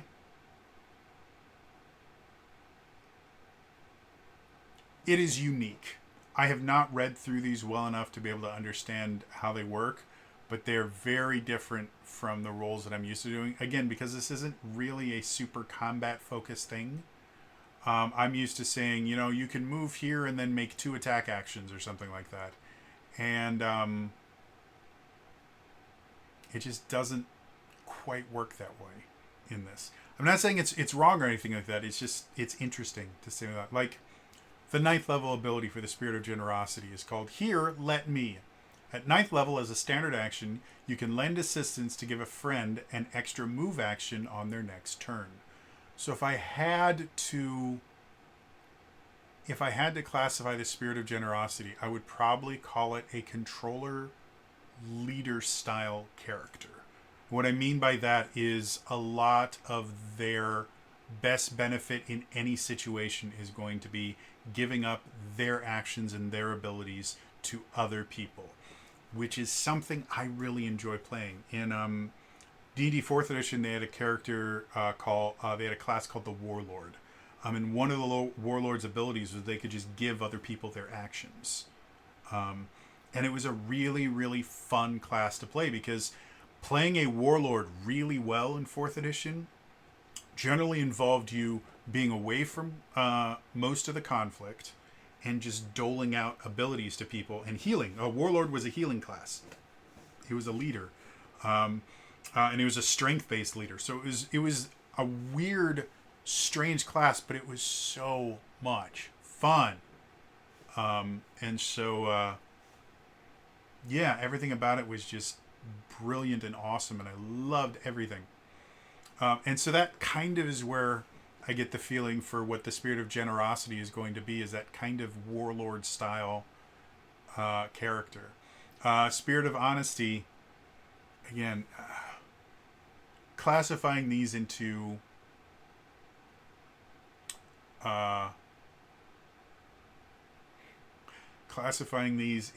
traditional RPG classes, I think, is kind of hard because they're just not. But they are really interesting. Something else that every single class gets, like in Power Rangers, every single class gets its Morphin Time. Or in Transformers, every single class gets Roll Out. Every single role in My Little Pony gets Friendship Circle. And it's just an interesting thing. Once per scene, a pony in your group can spend a friendship point as a standard action, story point, to form a friendship circle. All other ponies in your group can spend a friendship point to immediately move up to their current movement to get within 30 feet of the pony who formed the friendship circle. It's okay if the friendship circle isn't actually a circle. Every pony who spent a friendship point to join the friendship circle shares the following pool of bonuses. Shift up on skill test per pony in the friendship circle. Heal 1 damage per pony in the friendship circle. Lend assistance to any pony in the friendship circle as a free action once per pony in the friendship circle. And these bonuses last until the end of the pony who formed the friendship circle's next turn. It is one of the more unique aspects of this game is you guys can just form a friendship circle and then just get awesome stuff happen to you. And it's nothing like It's Morphin Time. It's nothing like Roll Out. It's nothing like Go Joe. Something I think is really, really interesting is just how often when the Renegade folks create, adapt a new property to the Essence 20 system, how they will create these unique identifiers for that property in the abilities of the roles, and they're always unique. I just find that interesting. But anyway, yeah, I'm not going to go into any more of this because, again, everything about this system is just unique to the system. It's fascinating and fun, and there's absolutely nothing wrong with this system. I think it's really, really great.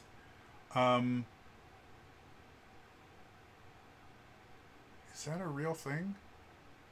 At 10th level, Spirit of Laughter gets a +5 to their gold? That can't be right. Let me look at this. At 10th level, you can spend a fair to get benefit from your celebrity. No idea. I wonder if that is... hey, anyone for Renegade? Well, here, I can look, because I have the PDF there. I have the book here. I'll see if it's the same thing in both. Nope. Go back further. Influences, roles. Okay. This is generosity, honesty.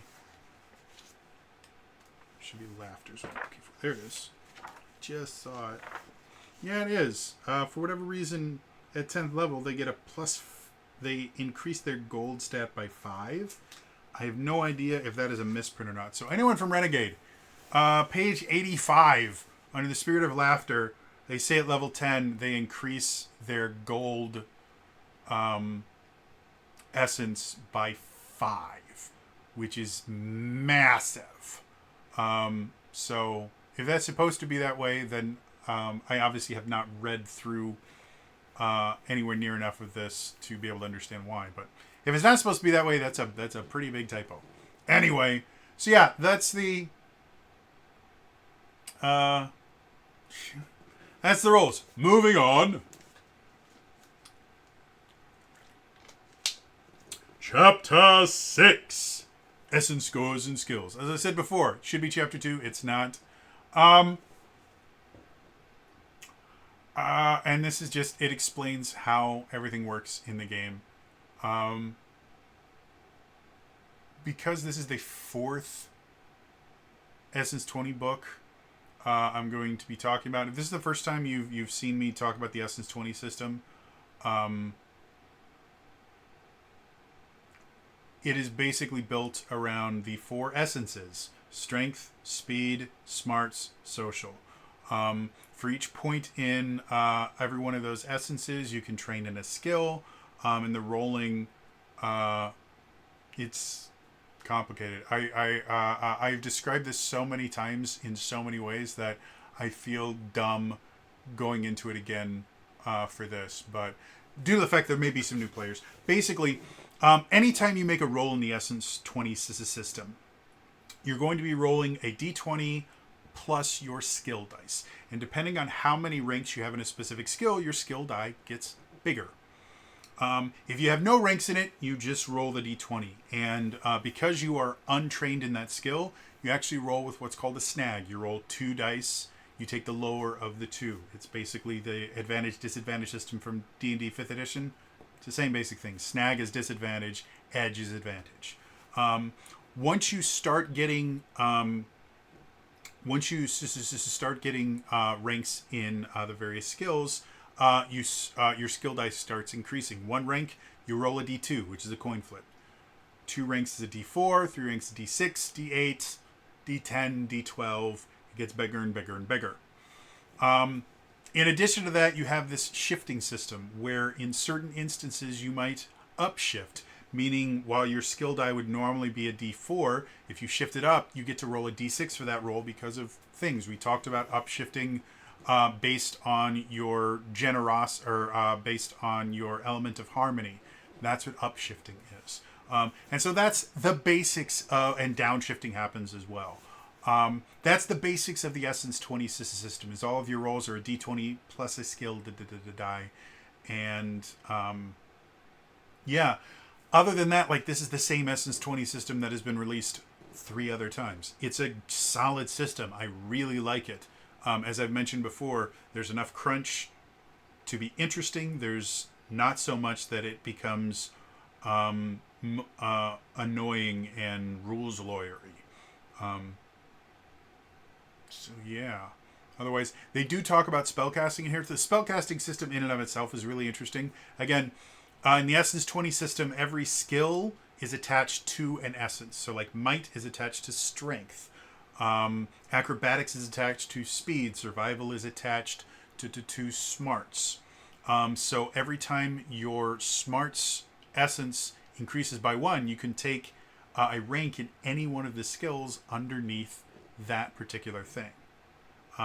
Spellcasting is not attached to any essence score. So anytime you get an essence score increase, instead of increasing something from that essence score, you can increase your spellcasting instead. And the interesting thing about spellcasting, the way that you cast spells in this system is each spell has a cost that is generally defined as a downshift.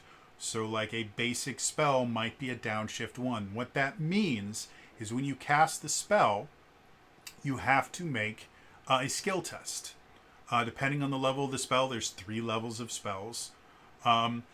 You'll have to pass the skill test in order to cast the spell successfully.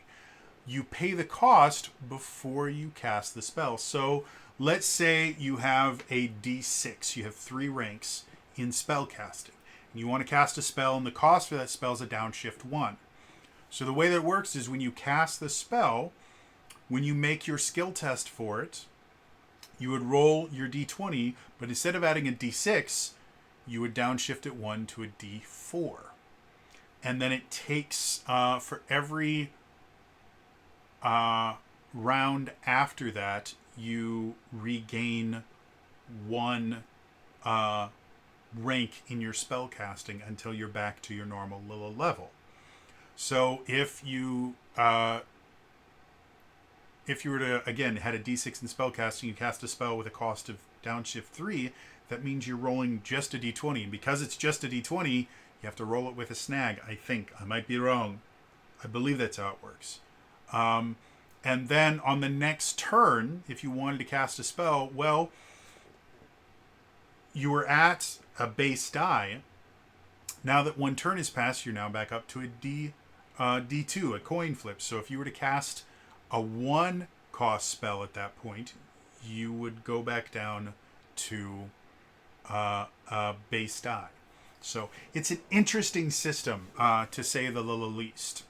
And balancing it with the different spells and things like that, I think, is probably going to be the hardest thing for any DM that wants to homebrew their own magic. But the system they got in here, I think, works really well. And I think it's really interesting. And also, I'm already thinking about how to apply it to Power Rangers, because that's how my brain works. And I'm going to almost guarantee when Finsters comes out, it's going to have this spellcasting system in there. And I think that's going to be cool. So, anyway, so yeah, that is this chapter. It's not particularly complicated or anything like that. It's how the Essence 20 system works. I have gone over this chapter now 4 times in 4 different books. It's a good chapter each time, but it gets redundant after the first 3. Moving on. Chapter 7. General Perks. Perks are the equivalent of feats in any other thing. And again, the perks that you're going to get here are generally not going to be perks that you're going to be seeing in other Essence 20 system things. Like, here's a perk, Dressmaker.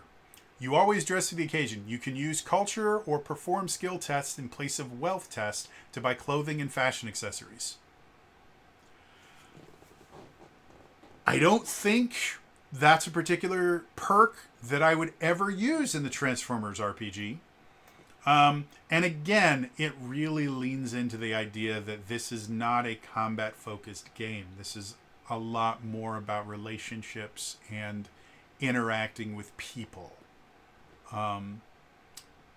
So yeah, the perks work. I'm not saying that they're bad or anything like that. I just think it's really, really interesting that they have things like the baker perk. When you don't have a recipe in the oven, you have one in mind. You can use culture or perform skill tests in place of wealth tests when the test is related to food. Again, that's one of the reasons why I think this is such a great book for DMs, because if you want to put a higher emphasis on non-combat encounters, creating feats and skills and things like that, and items that give you benefits to non-combat abilities is essential. And these are all things that do that. I think it's great. I think it's just really, really cool and interesting. But there's not a whole lot I can say about it without just going through all of them. So, moving on. Chapter 8. Magic. Again, this is probably the most interesting chapter to me personally, because again, this is fundamentally changing how the Essence 20 system works. Again, the basis of the Essence 20 system is you have your 4 essences, and then there is a set number of skills under each essence, and then an unlimited amount of specializations. So adding in, well, here's a skill that's not under any essence, fundamentally changes how the system works. Because now, spellcasting is a really, really useful thing.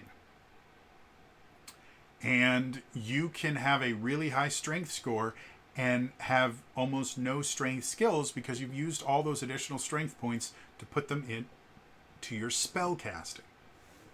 And you can specialize in kinds of spells. They have kind of schools of spells.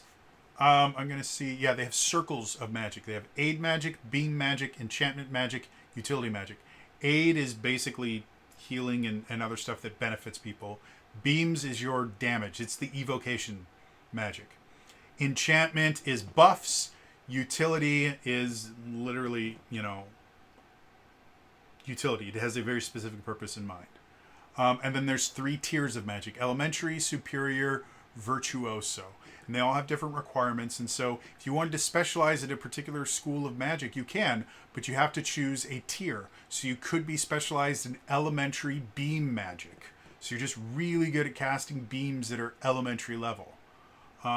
Or you could be specialized in virtuoso aid magic. Like, it's an interesting system. Like, there's no other way to explain it other than this is a very interesting system, and it fundamentally changes how the game works. And by looking at this, something that I don't know if this is just me, because, fun fact, in retail, especially if you work for a franchised organization, like I worked for an office supply store. I won't say which one, but I worked for an office supply store. Because of that, the people that made the decisions about what happened in the stores were corporate, and corporate is a 4-letter word.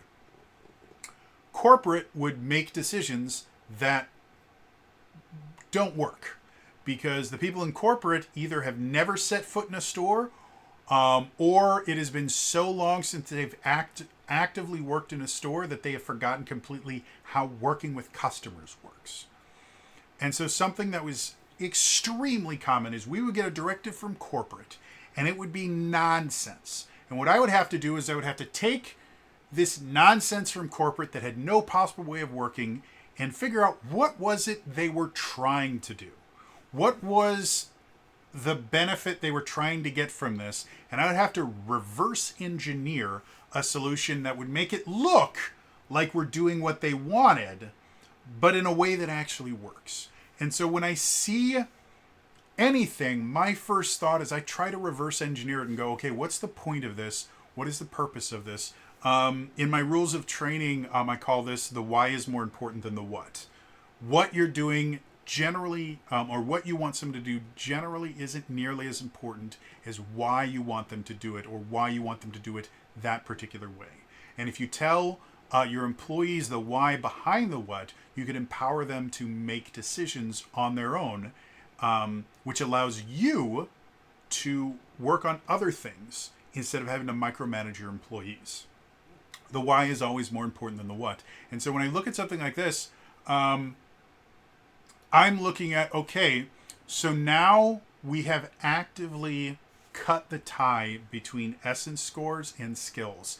So this is anything to do with spellcasting is purely going to be how do skills interact in the Essence 20 system.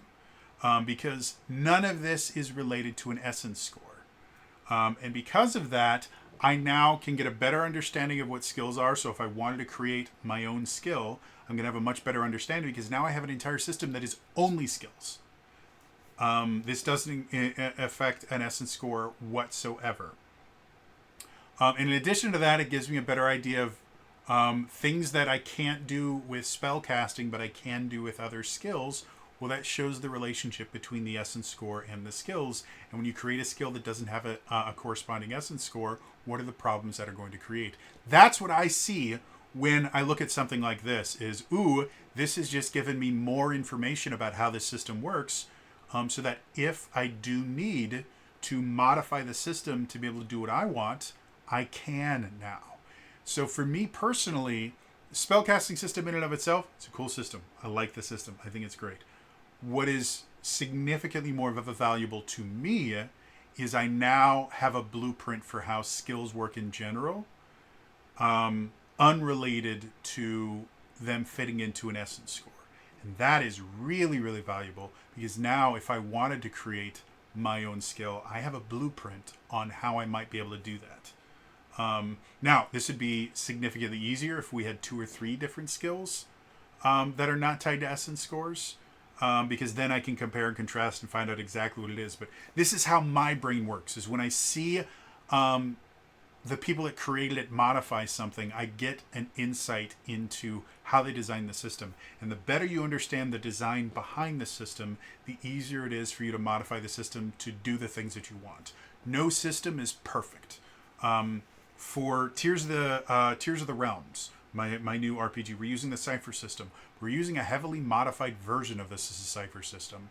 And the only reason I was able to modify it the way that I have is there are so many different versions of the Cypher system. You have the blanket Cypher system. You have Numenera, which was the first Cypher system. It existed before the Cypher system. They created Numenera, and then they created the Cypher system as basically, well, here's the generic version of Numenera. And then you have the Strange. Then you have the Stars Are Fire. And then you have, I can't remember the one. Is it Masks? Is that? No, that's Powered by the Apocalypse. But anyway, there were so many different versions of the Cypher system that I was able to see exactly how every single aspect of the system works, because each different version of it would take out different parts of that system. Like the focus aspect of the Cypher system. In the Strange, you could have multiple foci. And so just the fact that you could do that massively changed how I viewed the system. Same thing is true here. You know, now that I've seen a skill outside of the essence, it has expanded my ability to understand Essence 20, and I really, really like it. Going back to the actual magic system, I explained it before. The way that it works, I think, is really, really fascinating. It's a very much risk-reward style system. They have a system for learning spells and mastering them, and then they list all the different spells, which makes perfect sense. Like, everything in here just works, and it fits within the Essence 20 framework, but it changes it. pretty extensively. And I love everything about that. And I think it's great. And I think it's something that's essential for My Little Pony. Like, magic is such an integral part. One branch of ponies, the unicorns, their defining feature is the fact that they can use magic when all the other ponies can't. So you have to have had a magic system. And there's a bunch of different ways that they could have created a magic system in here. Including just tying your spellcasting to one of your essence scores, which is how every other RPG system does it. Is they will tie your spellcasting ability to one of your scores. If you have something like D&D, depending on your class, it may change which one. But this one, you effectively get to choose which essence score is tied to your spellcasting, because whenever you increase your essence scores, you can just take one of those and put it into spellcasting, and all 4 of your essence scores can be tied to your spellcasting. Like, it's everything about this is really interesting. The spells by themselves are interesting too. Like, I don't want to get into too much detail because it'll start getting really, really complicated talking about the various things you can do with this, but overall, I like the list of spells. I probably would like a few more spells, because they basically have, let's see, 1, 2, 3, 4, 5, 6, 7, 8, 9, 10, 11, 12 elementary spells. 1, 2, 3, 4, 5, 6, 7, 8, 9 superior spells, and then 1, 2, 3, 4, 5, 6. So I think 8 virtuoso spells. So very similar to how in D&D 5th edition there's shit tons of first level spells, and there's really not a ton of 9th level spells.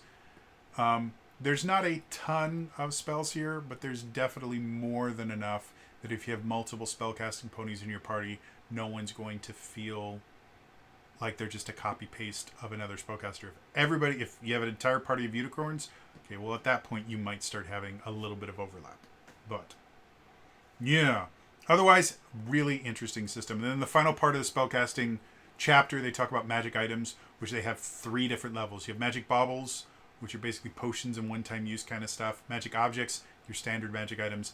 Magic artifacts, those are your legendary style magic items. So there's a magic item system in here, which I find interesting and fun.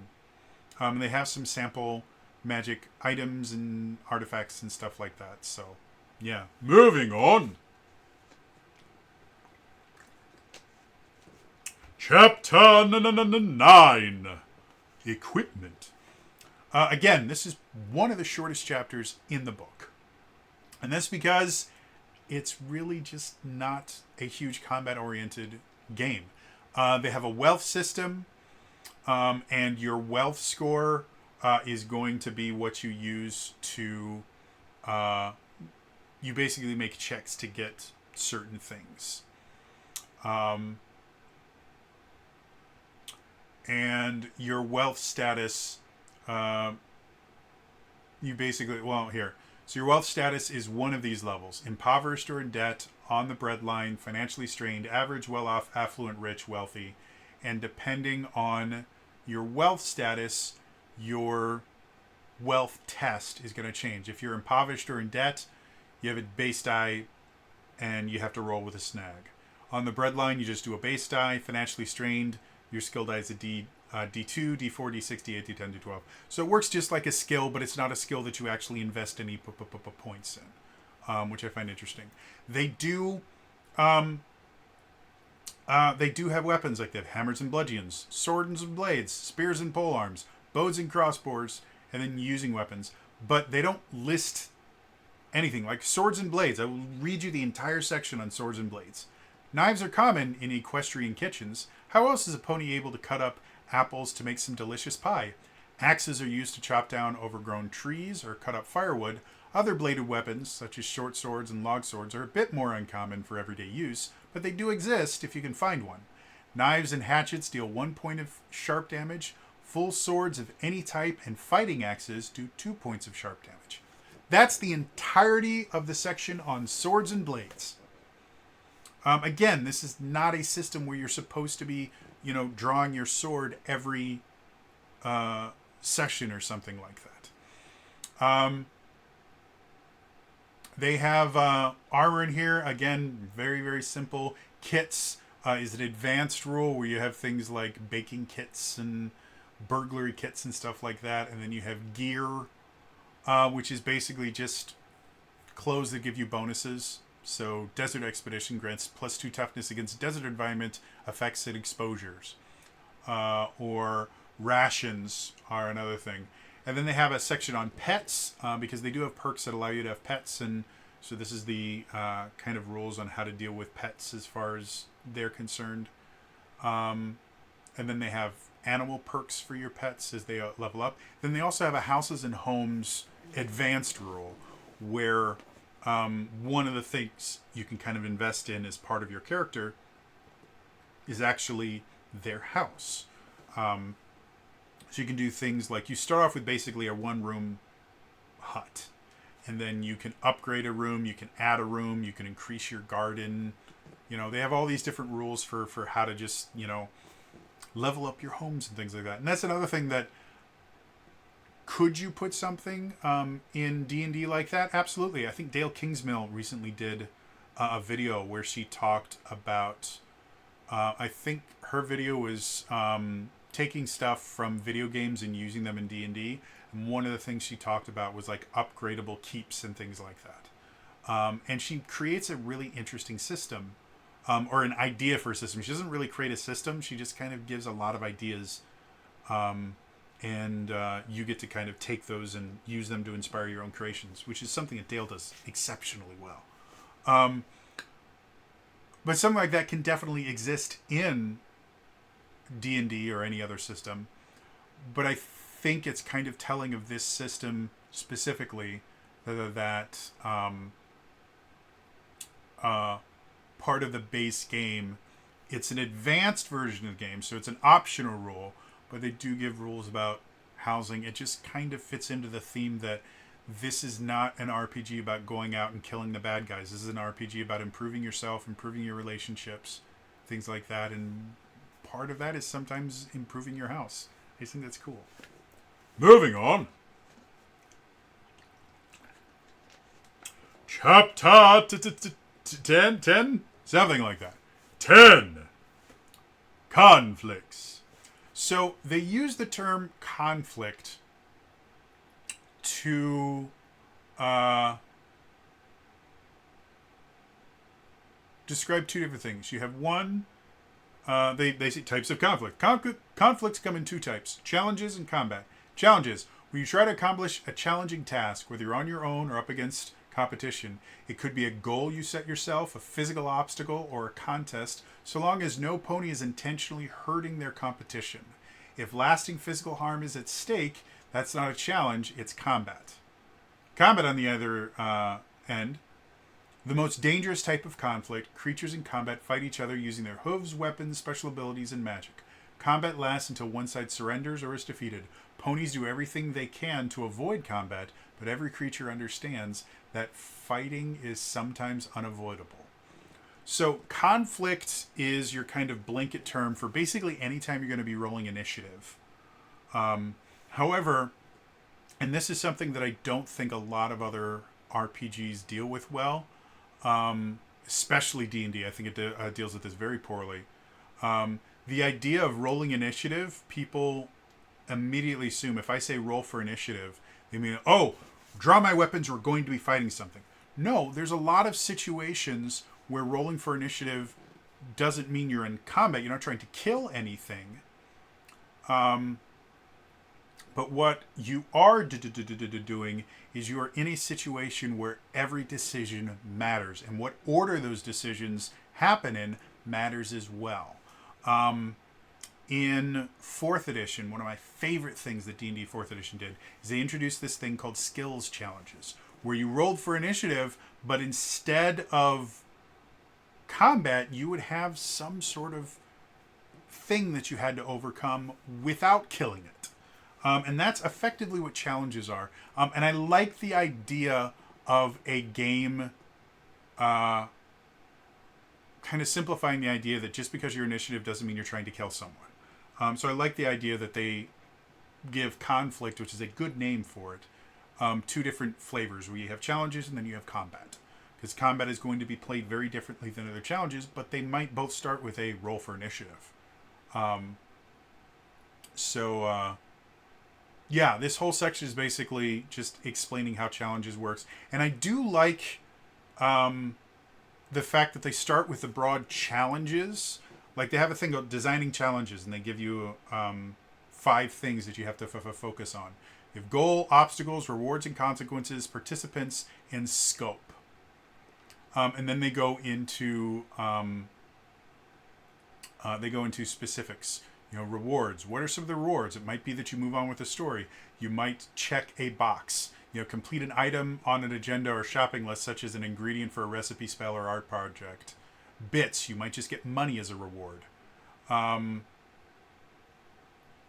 then consequences. They have stress, essence, loss, and consequences. So what happens if you don't make the challenge?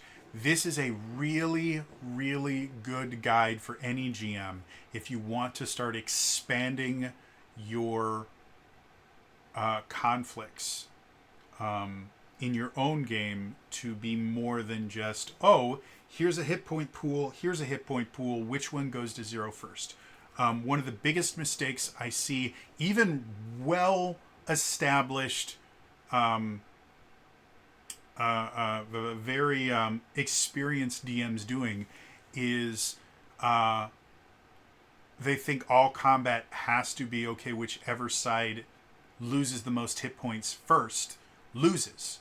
And the result of every single combat is one side dies. That's not really true. You can have actual combat and the result of winning is not that your team is alive and the other team is dead. The result of winning might be you get to something first. The result of winning might be you avoid some really bad thing. Like maybe the result of winning this particular conflict means you get away before the police get there. And so you're not charged with a crime you didn't commit, or you might not be charged with the crime you did commit. Like there's so many other win and lose conditions than you're alive or you're dead. And so I really like the fact that they're going into this first with the kind of generic, these are challenges. And then as they go further in, they do some sample challenges and things like that. And then they talk about combat. Combat has its own section, just like every other RPG. You're always going to have combat.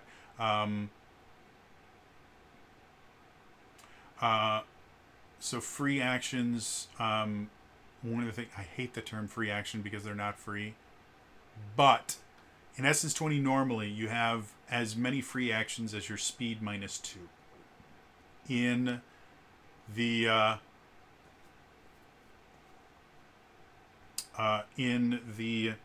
My Little Pony RPG,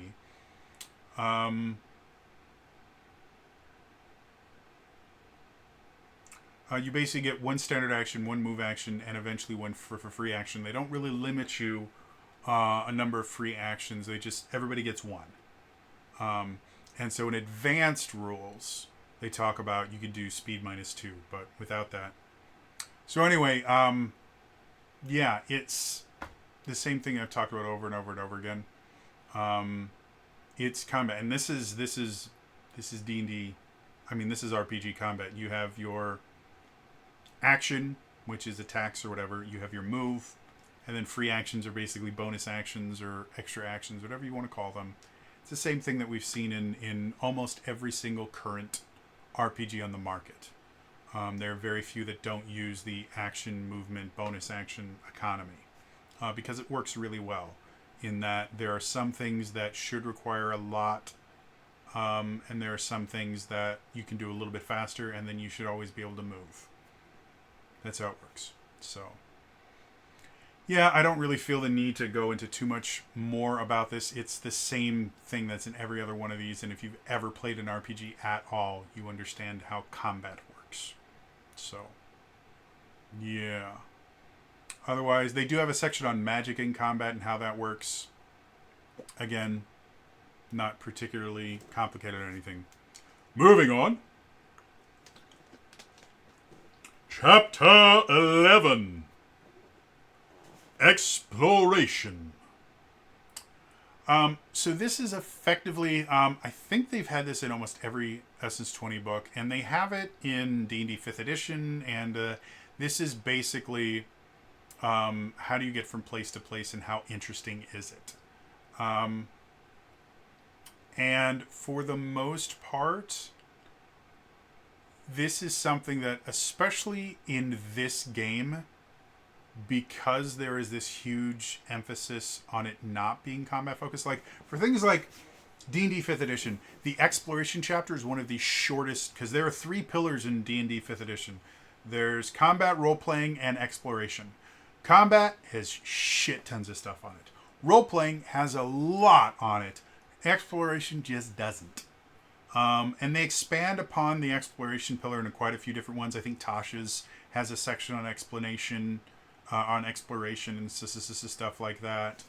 But it's something that most RPGs just don't put anywhere near enough emphasis on, and I think they really need to, because the journey of getting somewhere, if we look at the things that kind of inspired RPGs in general, things like the Lord of the Rings, traversing the massive amount of distance that they had to get from the Shire to Mount Doom, if they had treated it like how modern RPGs treat it, it would have been, oh, they moved, and now we get to our next set piece, and then they moved. Now we get to our next set piece, and it would just be set piece after set piece after set piece. And a lot of the interesting interactions between characters happened while they were on the move. The relationship between Frodo and Sam grew while they were traveling. The kind of growth between Gimli and Legolas happened while they were traveling. You don't notice it. You don't just notice it in combat. You notice as they are going and traveling between places, you start noticing the relationship between them, where when they first met at the Council of Elrond, Gimli flat out says, "Never trust enough." And by the time they get to traveling to Helm's Deep, not even at Helm's Deep, Gimli is talking with some of the other people, and they're all kind of joking together, and Aragorn is kind of commenting as he's talking about, because Gimli's going, well, a lot of people, dwarven women are often mistaken for men, and Aragorn going, it's the beards, mostly because they have beards, and then the horse he's riding on, gets a little skittish, he falls off, and he goes, I'm all right. It's a brilliant little scene. That scene couldn't happen if they treated the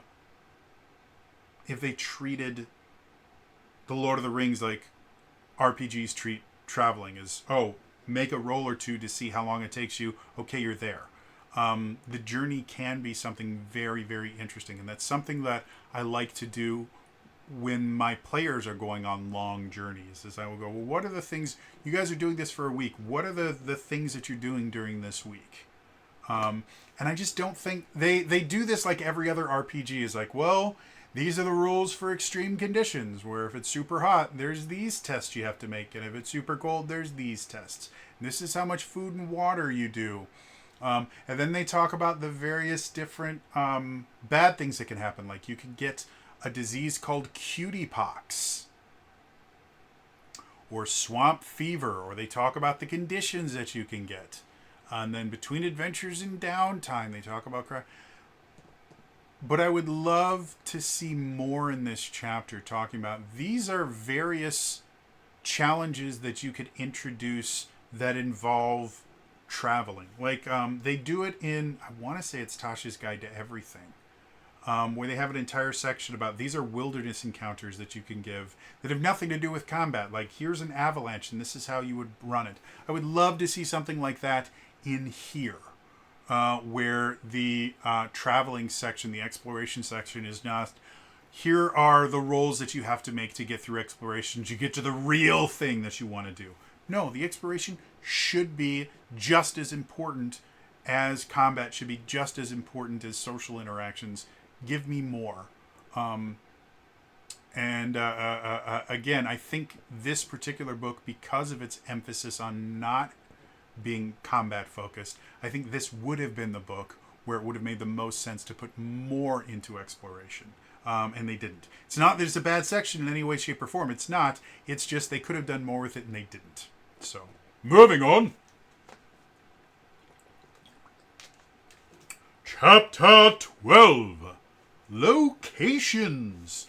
This is where I have to open this up again because it's just so gorgeous. So locations, this is locations. It's so gorgeous. Look at that. It's just amazing. It's a gorgeous, not only is it a gorgeous map, but it is a gorgeous stylized map. Like, there's so much character in the artwork for this. It's amazing. You can see Cloudsdale and Ponyville and Manhattan and Baltimore. The puns game is strong in My Little Ponies. But the location chapter is exactly that. This is a heavy lore chapter. It does do some things that I really, really enjoy.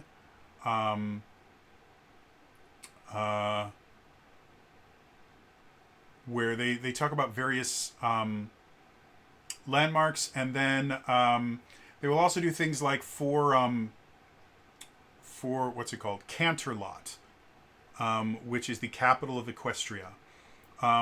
They list landmarks, they list notable NPCs, but then they also list town events and festivals, which those are really, really useful things for a game master, because they can use those as entry points to plot, or they can use them as ways to just allow the players to do something fun. It's like, oh, you guys got here right in time for the Grand Galloping Gala. So that's really cool. Or the National Dessert Competition. And you could turn that into its own little series of sessions if you want. It could be just a single session, could be a few sessions. So I like when, in addition to just giving lore, they also give little tidbits that the GM can use to do cool things. So, yeah, they don't have that in every single place, but most of the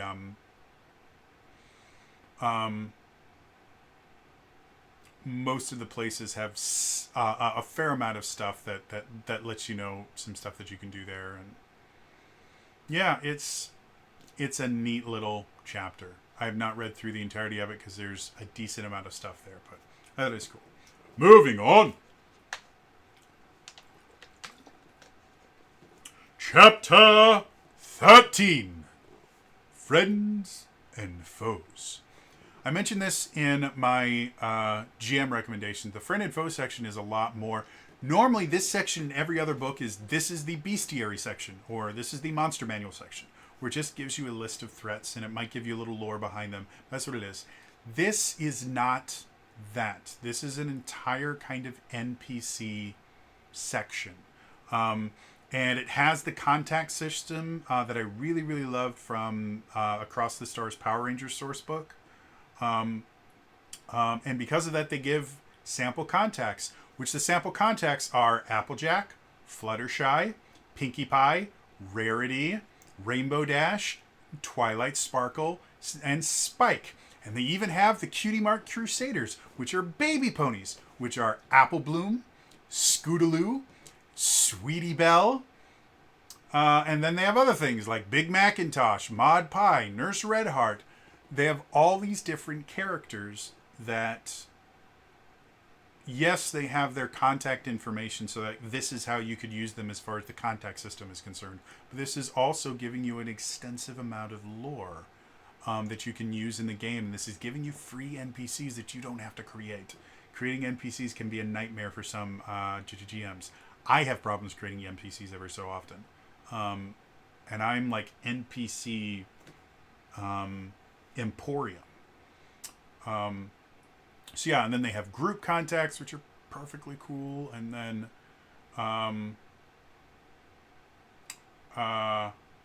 they have the threats section, which is basically just your monsters if you are having combat. And some of the stuff they have in here, like they have a bugbear. Anyone who plays D&D knows what a bugbear is. Bugbear is a larger humanoid, bestial style humanoid. They're stronger than like a goblin or an orc, not quite as strong as something like an ogre or a troll. What's a bugbear in this? It is a 6-limbed bear with insect wings. It is literally a bugbear. It is the most adorable thing I've ever seen in my life. It's also a threat level 13. So it's an extremely dangerous, adorable thing. And so yeah, they have tons of, like, they have Crocodile and Diamond Dogs. Not going to touch that. They have dragons and hydras and fruit brats and nightmare shades, and it is just adorable. And each one has their own kind of interesting thing. And then they actually have stat blocks for various ponies. Like they have generic bully ponies. If you have to get into conflict with just kind of generic bad guys, they have guard ponies. If you need to deal with kind of the law. And then they start getting into bigger things like hero ponies and wizard ponies, where all of them are kind of generic stat blocks that you can use if you ever come into conflict with an NPC that you've created. You're not going to have to build their stat block from scratch. You just go, okay, well, what kind of is their power level? I'm going to say this is a hero pony. So we have this starting point, and then we can kind of go from there. So, yeah. And then the final 3 things that they have in here is they have a stat, like a 3-page spread on Princess Celestia. They have a 3-page spread on Princess Luna. And then they have a 2-page spread on Nightmare Moon. Which, to avoid spoilers, I won't tell you the relationship between Princess Luna and Nightmare Moon, but you can probably guess. So... yeah, that's it. It's a great chapter. I think it gives you literally everything you need to be able to run. And I like the more genericized thing of, hey, because combat is not as huge a focus. Like one of my big problems with the Power Rangers and Transformers, and G.I. Joe books was they didn't have a ton of threats. Power Rangers is the one where I was most critical of it because Power Rangers is about Monster of the Week. That's one of the places we get the phrase Monster of the Week is from Power Rangers and shows that inspired it. And so not having enough threats in there to run a single season of the game didn't make sense. Because this is not a huge combat-oriented thing, I don't see the need to have a ton of individualized stat blocks. They have generic stat blocks that you can use for your various NPCs because a lot of the time, instead of fighting them to the death, you're going to be having, battles of wits or maybe races against them and that. And then you don't need an entire stat block or anything. You need an idea of what they're good and what they're bad at. So, yeah. Anyway, moving on. Chapter 14, Running an Adventure. Just like the other ones, Chapter 14 technically is called Running an Adventure, and it kind of does that. It gives you some very, very basic understanding of, hey, this is how running an adventure is. They talk about session zeros. I will say again, the RPG world as a whole has begun to kind of fetishize the idea of a session zero, where a session zero is the most perfect, amazing, wonderful thing. And if you don't run a session zero, you're an evil, disgusting monster. And if you do run a session zero, nothing bad will ever happen. And anything bad that does happen is because you didn't run a session zero. Or if you did run a session zero, you ran the wrong session zero. You didn't do your session zero the way it was supposed to be run. Session zeros are not that big a deal. Yes, they're a nice tool to have in your toolbox. They're not essential. Neither of the D&D RPGs that campaigns I'm running currently had a session 0, and neither one is that bad. I don't think I've ever done. I don't think I did a session 0 for Realms of the Wild or Tears of the Realm either. I just had conversations with everyone. That's how it works. Am I saying that session 0s are bad? No, but they are not the glorious, amazing second coming of the creator that people make them out to be. They're just a nice tool. And so they have a little section on session 0s, which is nice. And then they have things like adventure balance, adventure breakdowns, basically teaching you how to read a pre-written adventure if it was pre-written by the Renegade people. And then they have Stealing Thunder, which is the introductory adventure for the My Little Pony game.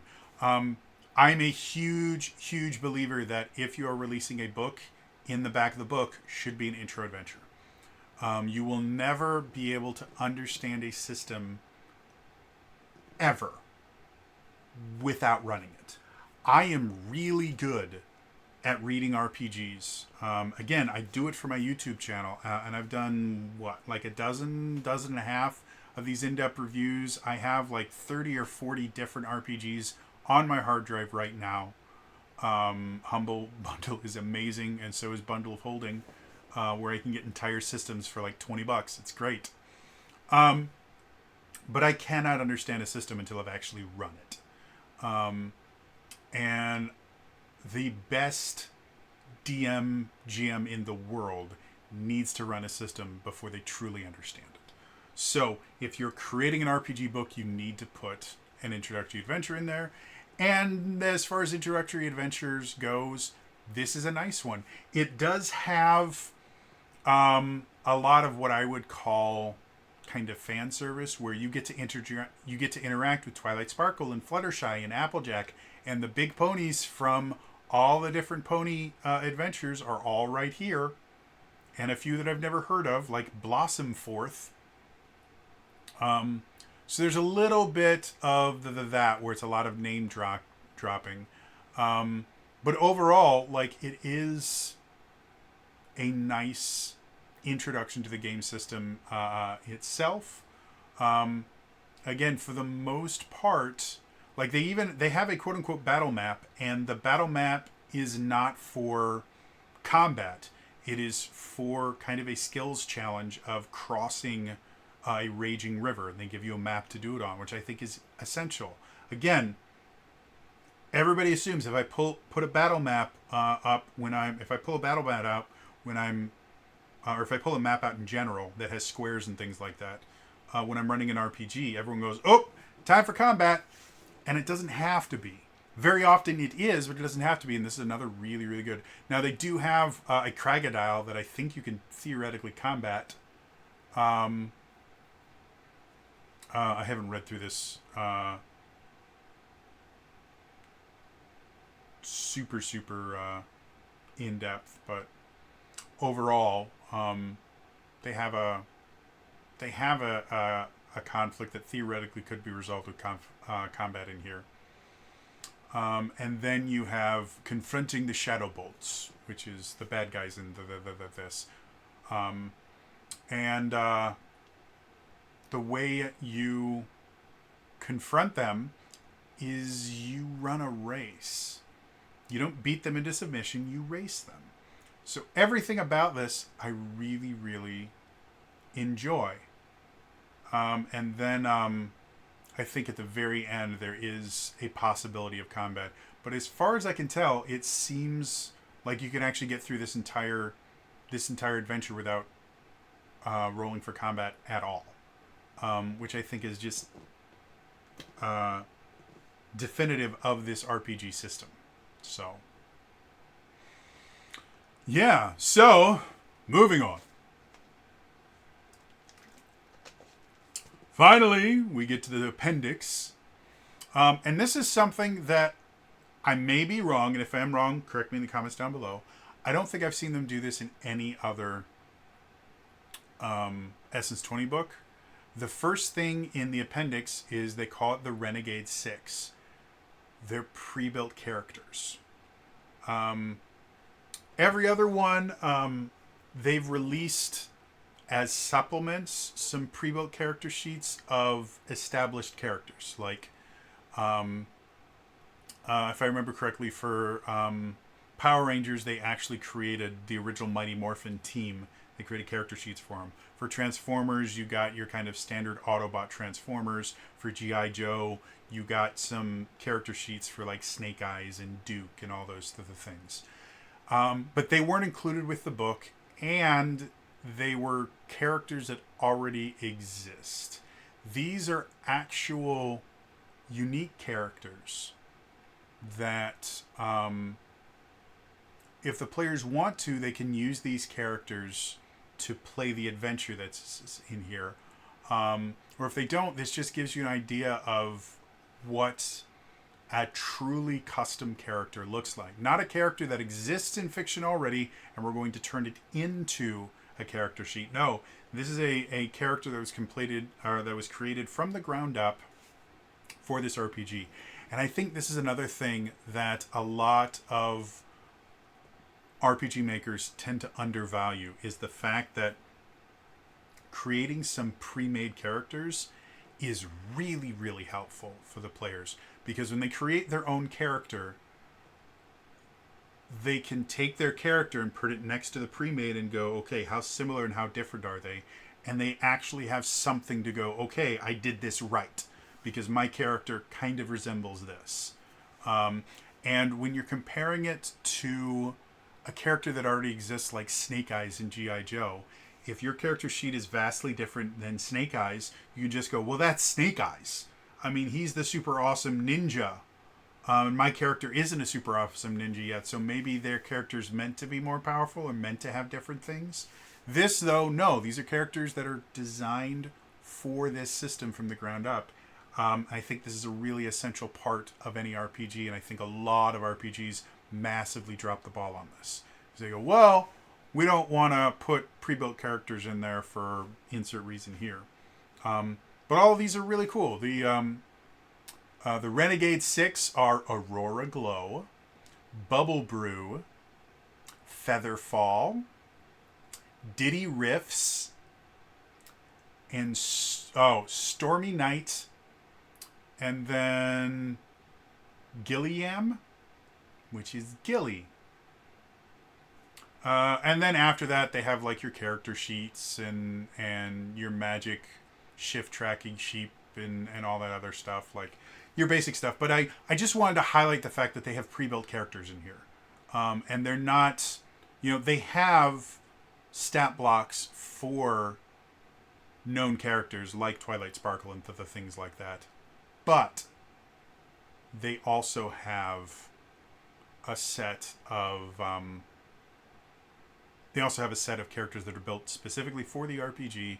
They let you know, they give you an idea of what a first level character is supposed to look like that was built for this system. And I think the other Essence 20 games could have benefited from something like this. But anyway, moving on. So, final thoughts. Overall, like I said, I really like the My Little Pony RPG. I think it's a really solid... I like the Essence 20 system in general. I think it's a really solid system. I've had a ton of fun. I've played it a number of times. I've done some Transformers games, and then I ran a mini campaign using Power Rangers, both of which were super fun. I had an absolute blast with. This is a very different system that is powered by the same system, but does things very differently. And I think it just kind of lends itself to...